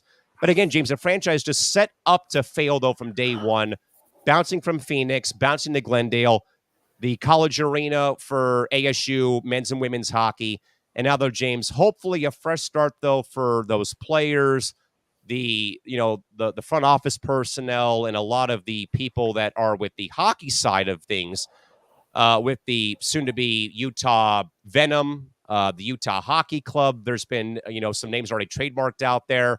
I still like my name of the Utah Buzz because, again, I think it fits the whole, beehive culture of Utah. But, James, give us your thoughts. Again, NHL moving the Coyotes officially about a week or so ago to Salt Lake City, Utah. Yeah, I haven't seen the last game and the fillings on that, but what I saw from the thumbnails, you had a cheerleader crying among the other fans there that were crying, and the players, giving their thanks to the crowd there, the small crowd that Arizona State. And by the way, players stayed on the ice for about an hour plus after the game was over to sign autographs and take photos with fans. And they were throwing, they were also handing out gear that they were not going to use anymore, like, brand new sticks out, basically, as one final, take a bow, basically. That's right. I remember that story that you just said, and you never really see that anymore. But shows you the intimate setting that was there with the Coyotes at ASU. Too intimate, just too small. I get all that and everything that happened, but like you said, it was doomed from day one. I've seen those pictures of America West Arena and those obstacles that you mentioned. Just didn't look right. Set him up to fail. Simple as that. Yeah. And remember, that was the time, before that, the Cardinals came from St. Louis for the NFL, and they played at Sun Devil Stadium for way too long. Since 88 till, 05, I want to say they played at Sun Devil, when they should have already Sounds had a about right. new indoor stadium by 2000 at least, or late 90s probably. And then you had the Diamondbacks come in 1998. When you think about it, the Phoenix Suns, was the only thing from 67 on until 88 to be Diamondbacks. professional until 88. It was only the Suns there. And I was just watching some on the history of the Suns. There was never any, moving threats because they had successful teams. And I would have liked to believe if Coyotes had more of a successful franchise, from at the top to the ice, that they would have been able to stay and make something happen. But man, I just don't trust that owner. I don't trust that he'll get that expansion team and the arena built in 5 years. Or was it 2027? I can't remember what they said, but I just don't trust that's going to happen. I heard so many bad things about him. And then the fact that that the Coyotes was not paying the road hotel bills for their rooms and all that. That's like Donald Sterling stuff when he went cheap with the San Diego Clippers and the LA Clippers. All the stories I heard from old players or old coaches with the Clippers about Sterling, that's something I hear that you don't think would happen anymore. But an owner being that cheap or just not caring. So I just don't see hockey back there. And I know I asked you, I think on Press Row, about Utah and Salt Lake City being a viable market for NHL. And it looks like it's going to happen. It looks like it's going to be successful. I was kind of learning about what they have already with the Coyotes, or what they're going to be calling Salt Lake City. Insert your favorite name here. I like Buzz because it just goes well with the Jazz and it goes well with the Beehive State moniker. So that's why I said Buzz. Yeah. They already have a minor league team there called the Grizzlies, right? Yeah, they are in the East Coast Hockey League, so that is 2 levels below the NHL and a level below the league that I work in San Diego. Wow. That's what I wanted the NBA team to be called, because there's no jazz clubs in Utah. So I saw that, they have some young and upcoming players, but I feel like it's going to take a while for them to be a winner. They play in a tough division that includes Nashville. So Colorado, Winnipeg, Dallas. So those 4 right there, it's like, how are you going to break through those? They're all in the postseason. Yeah, how are you going to break through that division first? How are you going to get a wild card with those teams? So it won't be successful right away, at least on the ice, but hopefully they can, really break out like Oklahoma City did with the Thunder. They didn't have a good first year, but the fans showed up, and they still showed up throughout the year. So even though I hated the move, the Sonics, going to, or the Seattle franchise going to Oklahoma City, I hope it's similar in that way. Utah getting NHL, I just hope it works out. I do feel bad for those true hockey fans in Arizona. You laid out, what the fan base is for hockey there, and how it goes down to, the kids playing it, and how there's Matthews, that I think came from Arizona, right? He's playing for Toronto now. Leading goal scorer in the regular season. He's an Arizona kid. And you wouldn't think that. This isn't a Mighty Ducks movie where, player plays from California and he's great. That's just amazing to think that someone from Arizona is playing this foreign game and ruling it. But it's great to see that. And I hope they get a team, because I know Casey King's out there in Arizona, and he always goes when the Kings go. So I hope they get a team, but how much is too much expansion? So I don't know, but I hope it works out for Utah. I think they've always wanted to prove that they could have a second professional team there, and this is the chance. The ownership there with Utah, they've sold out every game since he's been the owner there. I forget Ryan Smith, I want to say is his Ryan name. Smith. Yeah, somehow I remember that. But he, since January, he's like, I will be all in. I will make this work. Come on, Gary Bettman, let's make this work. So, eventually this day would come for the Coyotes, and I just hope it works for Utah. Now, quickly to add a couple of bullet points before I get to Brandon. The Utah franchise, again, and insert your name here. I, again, am picking the Utah Buzz. 20,000 season ticket deposits placed within 6 hours, I believe, of the club officially moving to SLC.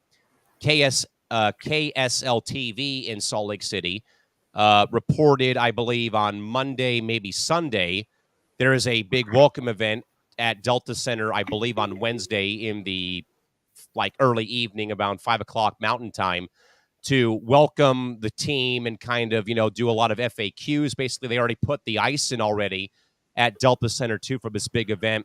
I'm sure the commissioner's office will be there to, formally, introduce himself to the fan base, which in turn he will be booed, which is tradition, of course, in the NHL since 2005. But also, James, there was one more thing I wanted to add on to your point, though. But again, I can at least confirm again, there's been 20,000 deposits for season seats put in place already for the Utah franchise. And again, there has been some rumblings that there will, in fact, be a new franchise moving, or a new arena being built, I should say, at this rate, for the potential chance that Salt Lake City will host the Winter Olympics again, probably in 2030, 2034, they're saying perhaps at this rate. And I forgot that last bullet point. I'm sure it'll come back to me eventually as well. Tim threw out Utah Ice Bees or Salt Lake Blizzard Bees. Now, I believe Tim confirm. Now, again, if you believe the Pat McAfee show, Ryan Smith was actually on air, and I believe he said there will be a March Madness bracket public vote for the team name for the franchise. So this is way more than the newspaper doing it back in the day where you would get a brand new television or season tickets for life. I think they're going to be doing a bracket, basically, from what he's told the Pat McAfee show. But also, James, the thing I was going to tell you real quick is that Ryan Smith already has a big portfolio growing other than just the Jazz and the NHL team. He also owns the two soccer teams. He owns Real Salt Lake of Major League Soccer and the Utah Royals of the NWSL, who both play, I believe, in Sandy, Utah, which is about 20, 30 minutes west, I believe, of Salt Lake City, but still within the greater area. He, again, owns those franchises as well. Sadly, Tim, they can't be called the Bees because the Angels AAA club in SLC is already called the Bees. I've seen Blizzard. I've seen Yeti.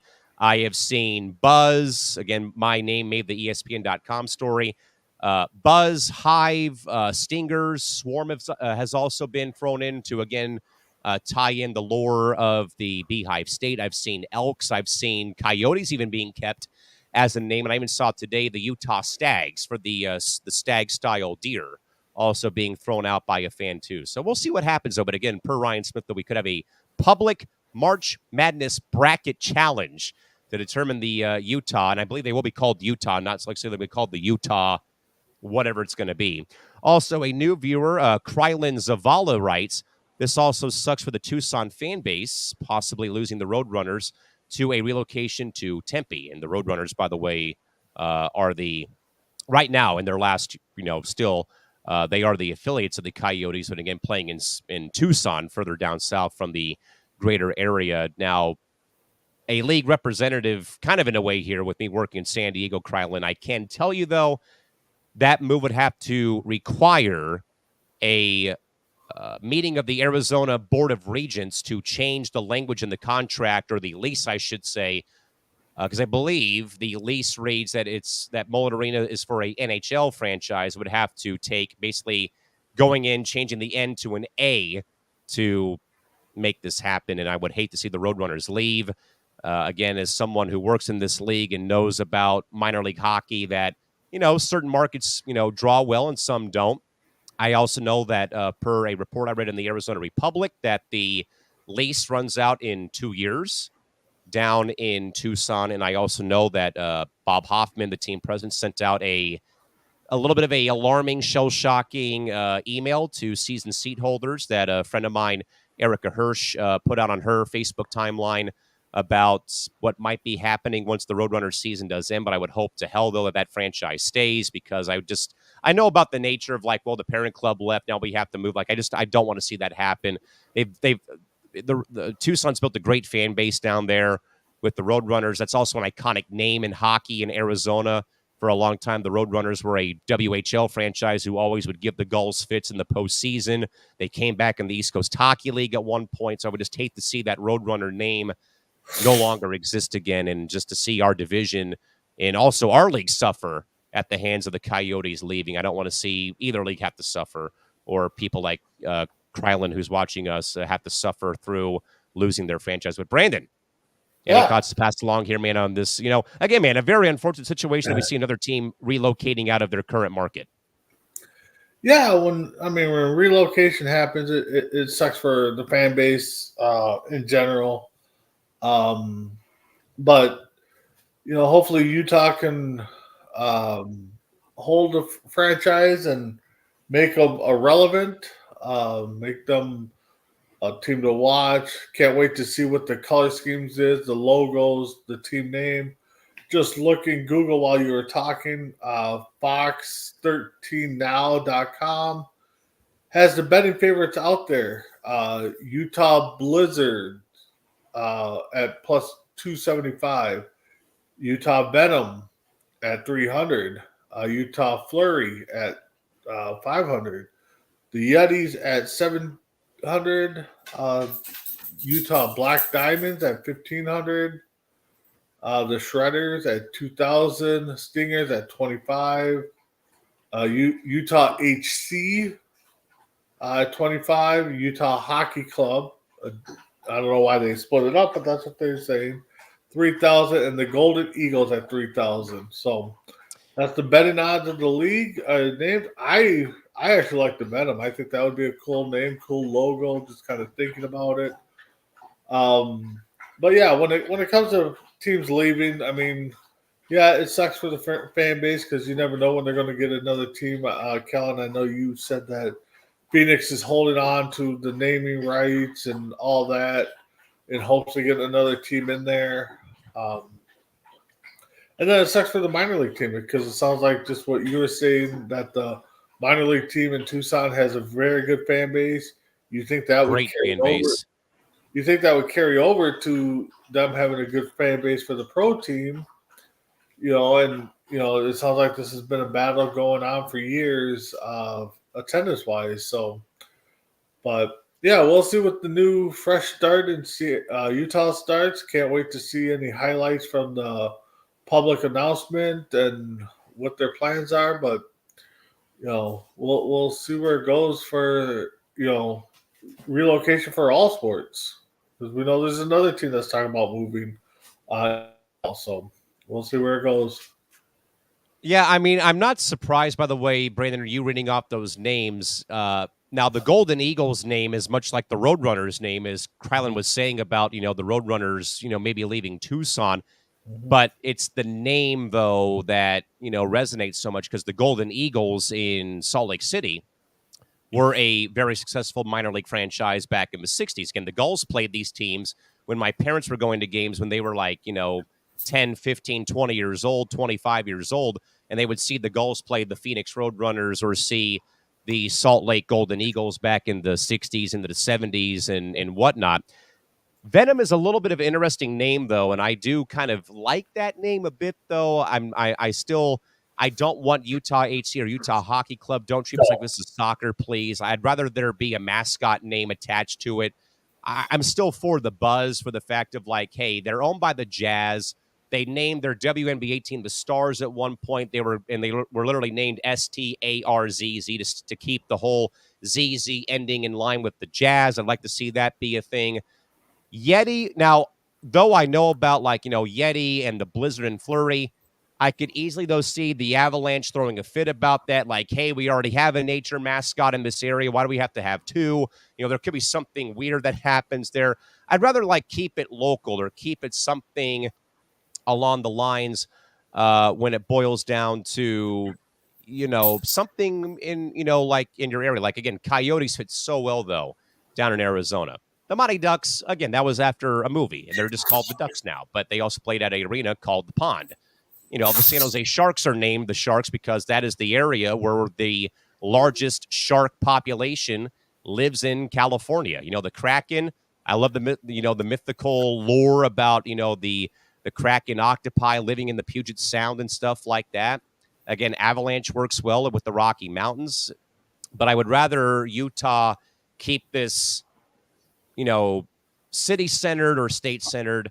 Don't go off the beaten path and add the HCRB, the hockey club. I don't like that idea whatsoever. And I don't know what he would name them, honestly. I'm sure he would probably think of something based off of the most famous food that Utah has to offer, So, but again, folks, once more, there's your Stanley Cup playoff and your gibberish or your discussion, I should say, about the, like I said, very unfortunate situation. Again, the Arizona Coyotes on their way to Utah. And I think, though, guys, that does make a very weird, that weird question.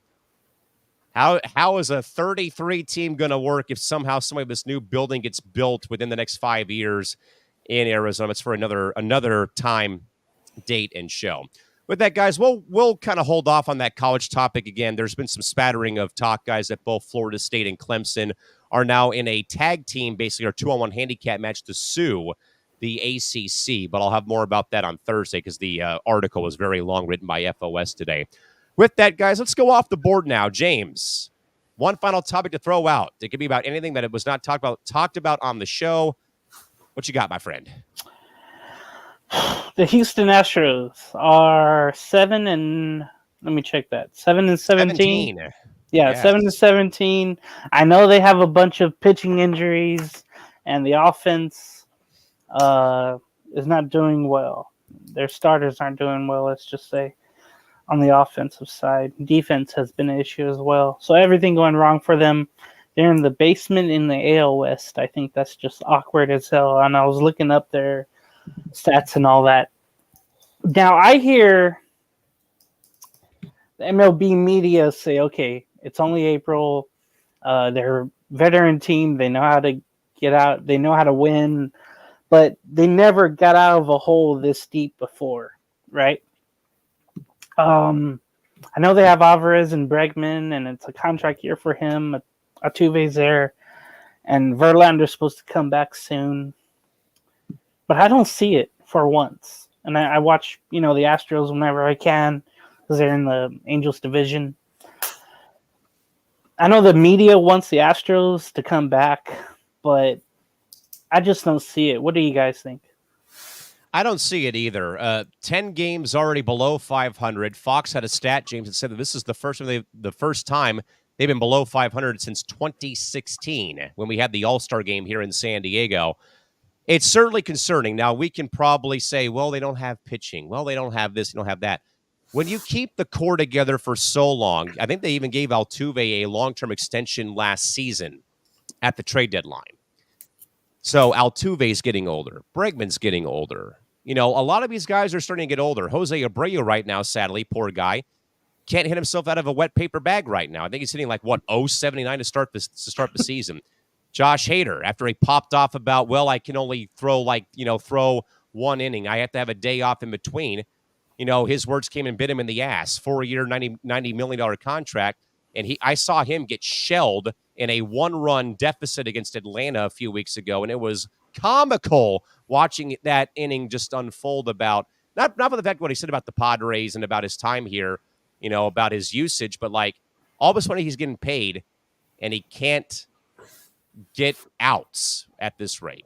So certainly I think alarm bells should be ringing for the fact of it's a team who is old, over the, really right now over their prime, and kind of in a way, I think, guys, declining in front of our eyes at a very, very fast rate. But Brandon, your thoughts about the Astros right now and their right now them being 10 under 500. Well, I think it's been a while since we've seen them in last. I know that if you believe the cheating scandals, a lot of fans are going to be happy about that we don't have to hear Karma. about the Astros. But I just think, like we said before, it's not a marathon. It's not a sprint, it's a marathon. I don't see them, 10 games, no matter how big the season is a hard deficit to come on. But I think just seeing them above or behind Oakland, I think is a big shocker. So we'll see where it plays out, see where they finish. But yeah, they got a long road ahead of them. I do feel bad for Joe Espada, though. Kind of a guy, brought in after Dusty Baker retired, like coming into like, great, I got this great team, 7 straight ALCS appearances, a couple of rings on the finger, and it's bare bones right now at this rate, sadly. And Tim writes in, Brewers look smart for trading Hader. San Diego looks smart to not re-sign him. So I think, Tim, that's a win-win for both of us, I would say. So, Brandon, what's your off-the-board topic for tonight's program? Well, I think we can keep it in the major leagues because the White Sox are just struggling right now. They're on record-setting pace in all categories, I believe. I mean, they're 3 and what? And then they've had what? 8 or 9 shutouts already against them, something like that. They were shut out 8 times in 22 games. It's a new record for that data futility. That fan base, and I know we got one of our fellow colleagues, Mess Rounds, a big White Sox fan. Yes. I know he's kind of given up already, but I think it's kind of like that train wreck that we always, or that car wreck that we always drive by. We hope everybody's okay, but yet we drive slowly just to kind of see what it looks like. And I think that's what the White Sox are going to be this year, are going to be. Yeah. I think we're going to be watching the White Sox to see where they're going at, because they're on record-setting pace all around. Yeah, I mean, they might lose 120 games this year at this rate. Like, it is absolute torture chamber right now on the south side of Chicago. Talk about a windy fire again. I mean, I don't know where to start. When Chris got the job to be the GM, I think he knew it was going to be an uphill battle. But this is literally starting at underneath the bottom with what he has left. Once they traded, is this even the bottom of the barrel, or is he like in a never-ending free fall of an abyss right now? I think it's more free fall abyss than bottom of the barrel. I just hope they give him time to, make something out of nothing. Yeah, but is Jerry Reinsdorf going to really give him time? That's why I say that. I hope so. Never know.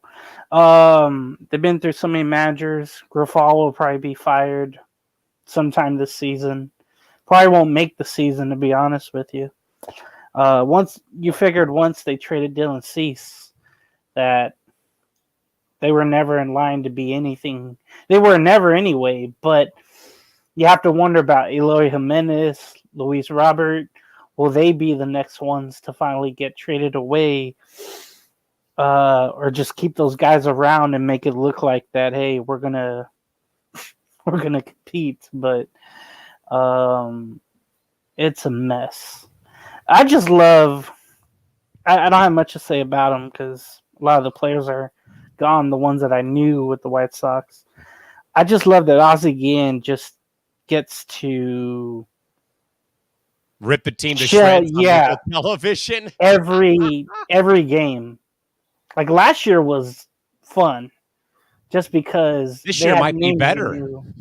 Just because they had names you knew last year, but this year, and I know he loves ripping the front office because of what they did to him, but I just love, I guess for him to be in a city where they allow that, in a media base where they can pretty much say whatever they want without any any hard feelings, or not hard feelings, just with any blowback, I guess. And Chicago's like that, New York like that, No Philly like that. repercussions.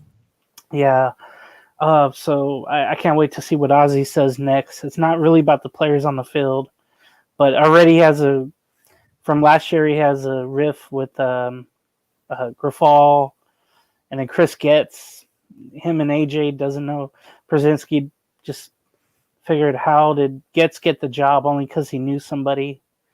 I just wonder when it's time that Reinsdorf, I don't know if he'll ever sell the team, but it will take a lot for that to happen. It's just sad times there. I know that they were talking about maybe moving away possibility to Nashville. I don't think that's going to happen, but I know they were trying to get that big area outside of downtown Chicago for their new stadium, but I think something upheld that. So it's a mess on and off the field. Major for sure, and the White Sox, kind of a proud American League franchise. Yeah, they haven't won a world title since 2005, but they've always been a team that, I think a lot of us may remember, Jim Thome playing there, Paul Konerko playing there, Frank Thomas playing there. They're kind of their Cinderella 05 World Series run. Sorry, James, to bring it up, but still, like, I think they've been a club that's been, very held in high regard in the American League Central. I think. Brandon, was that tiebreaker game that the Twins played? Was that with the Tigers, not the White Sox? Tigers, yeah. I was for some reason I thought I had them mixed up though. But regardless, though, yeah, the White Sox are easily going to be the worst team in baseball. I mean, they may lose 120, 125 games probably at this rate. Sadly, I mean, it is bad, and I think you do wonder though too, like James said, the Sox kind of threw the white flag up when they dealt Dylan Cease to San Diego.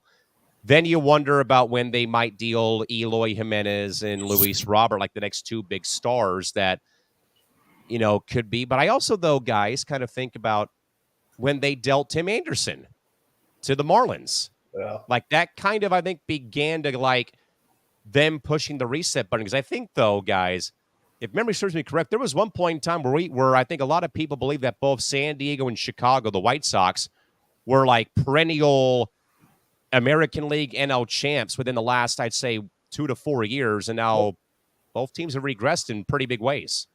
Yep. It's amazing to think. Just the failure.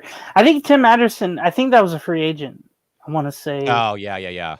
Because the Angels wanted him or were in talks. I'm like, hell no, I don't want him.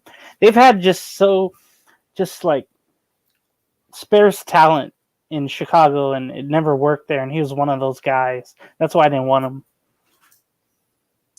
So again, folks, White Sox in disarray. Astros kind of in a way also hitting the panic button as well. Again, 10 games below 500 for the first time since 2016 for the American League's Houston Astros. Guys, I'm going to go off the board and kind of talk a bit about Sunday. For those of you who don't know, during my time in my 15 years of announcing, I've been working for a very successful professional indoor soccer franchise.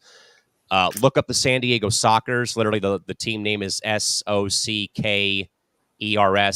Literally, our logo at one point was a K kicking a soccer ball back in the 80s. They've won 16 championships over multiple leagues over 46 years of operation.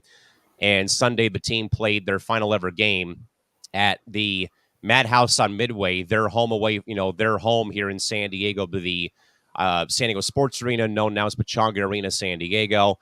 They ended up losing a very long night at the office. They had to win the second game of the 3-game series, which ended up being triple overtime, 10-minute quarters with a break in between for 3 minutes between those 3 quarters of OT, and then had to win the third game, which is essentially one extra quarter played till the 15 minutes run out. And that also sadly ended my 11-year run with the team, whether it's in game operations or as the in-arena announcer. And I think, guys, I wrote on Instagram and on Facebook that in 15 years in sports announcing and in sports my whole life, I was always told you never cry after a game's over, whether you win or lose. But Sunday was impossible.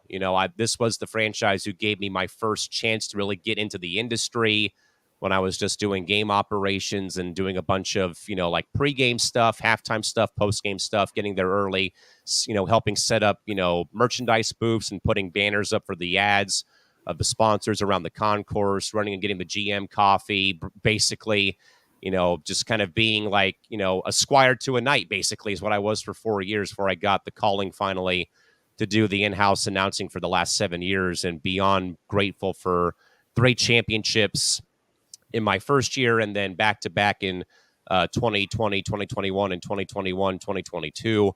One of those years, of course, was the COVID year where the team had no home games, and I was not able to actually work for them during that COVID season because the league was playing in bubbles in Kansas City and in Dallas and in Florida and in upstate New York and, weird places. Like the team would practice in San Diego, fly out and play like 3 or 4 games a week in these bubbles to let, where fans were allowed to come watch games.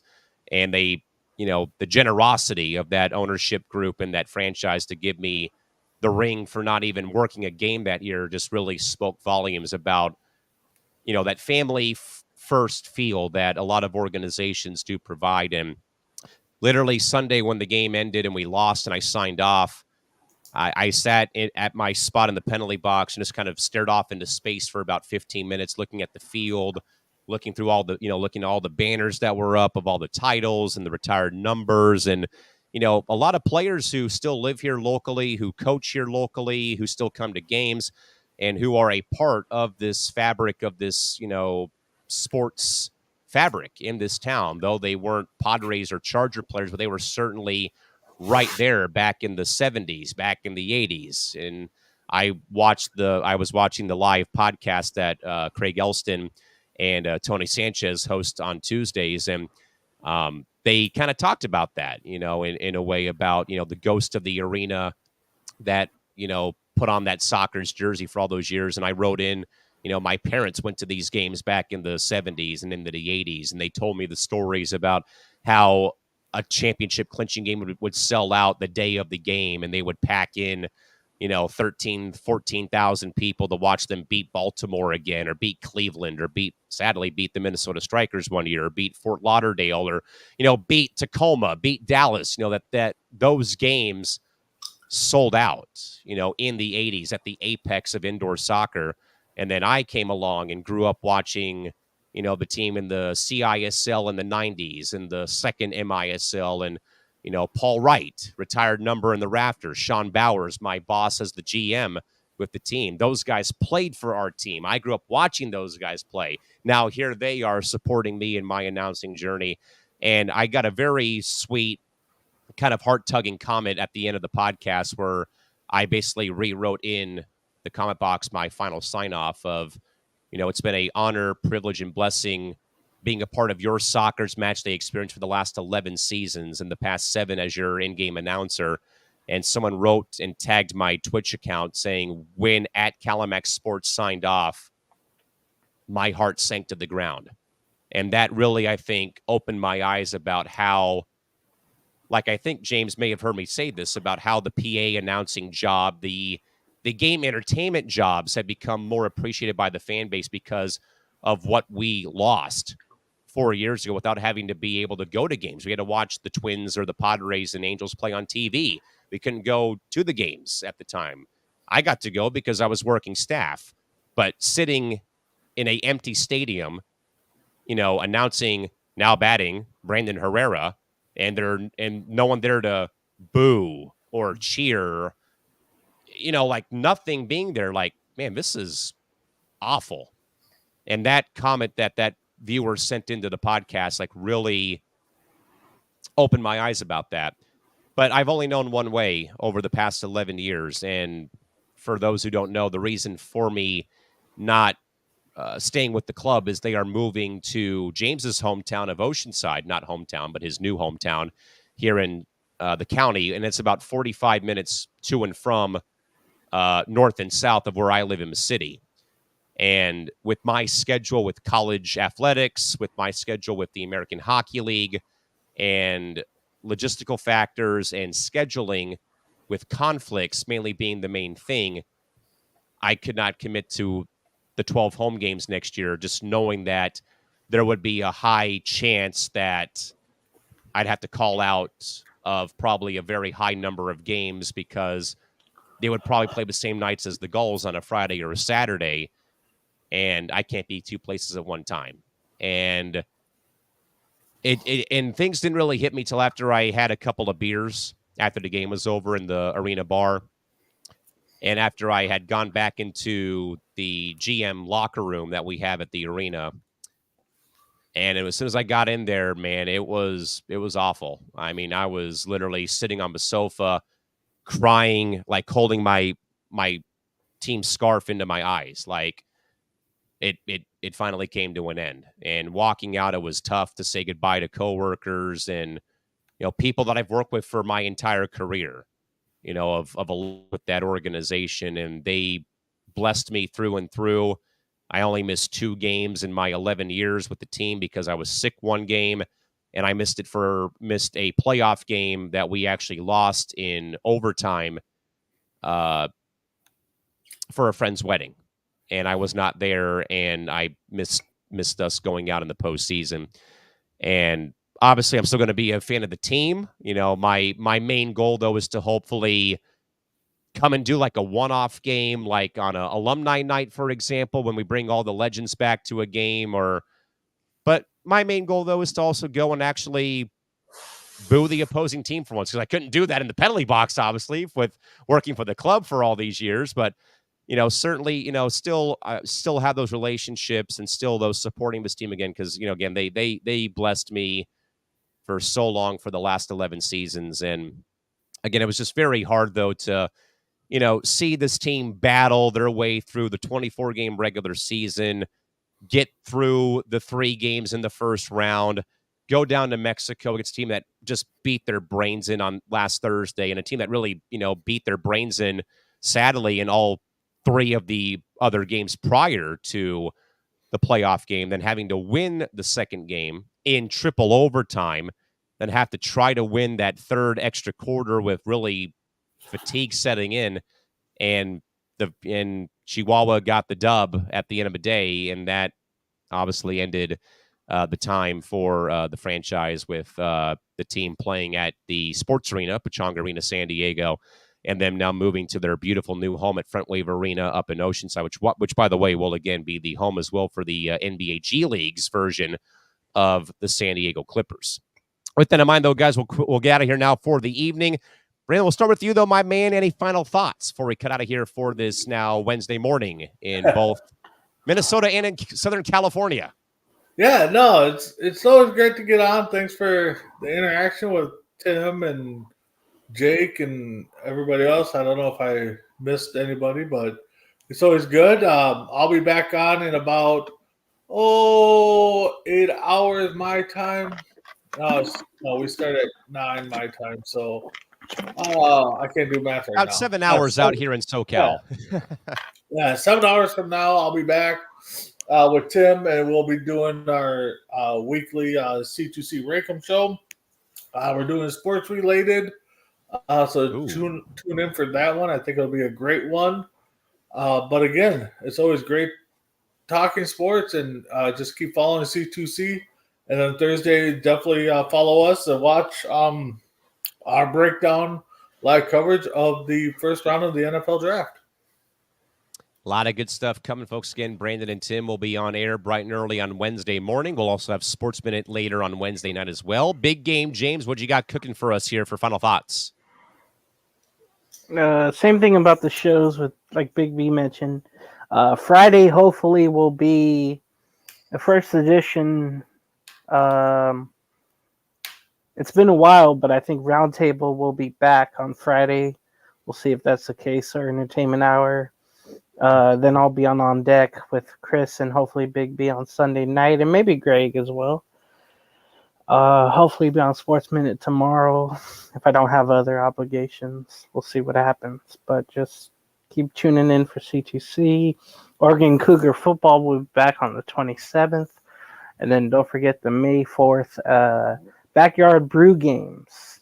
in Eugene, Oregon, and be sure to check out our sponsors for those products. Absolutely. Again, folks, we will have live football for you Saturday. Time still TBA right now for the kickoff between the Cougars and the Warriors on Saturday. We're still right now at this rate, kind of working out some of the logistical factors. I'm hoping to hopefully be a pregame, halftime, or postgame host, hopefully remotely here from Southern California to help out the guys, though, on the broadcast of Cougars football here on C2C. I've been kind of working on a couple of things behind the scenes for, Cougars introduction, like what we roll here with our sponsors and stuff like that, whatnot.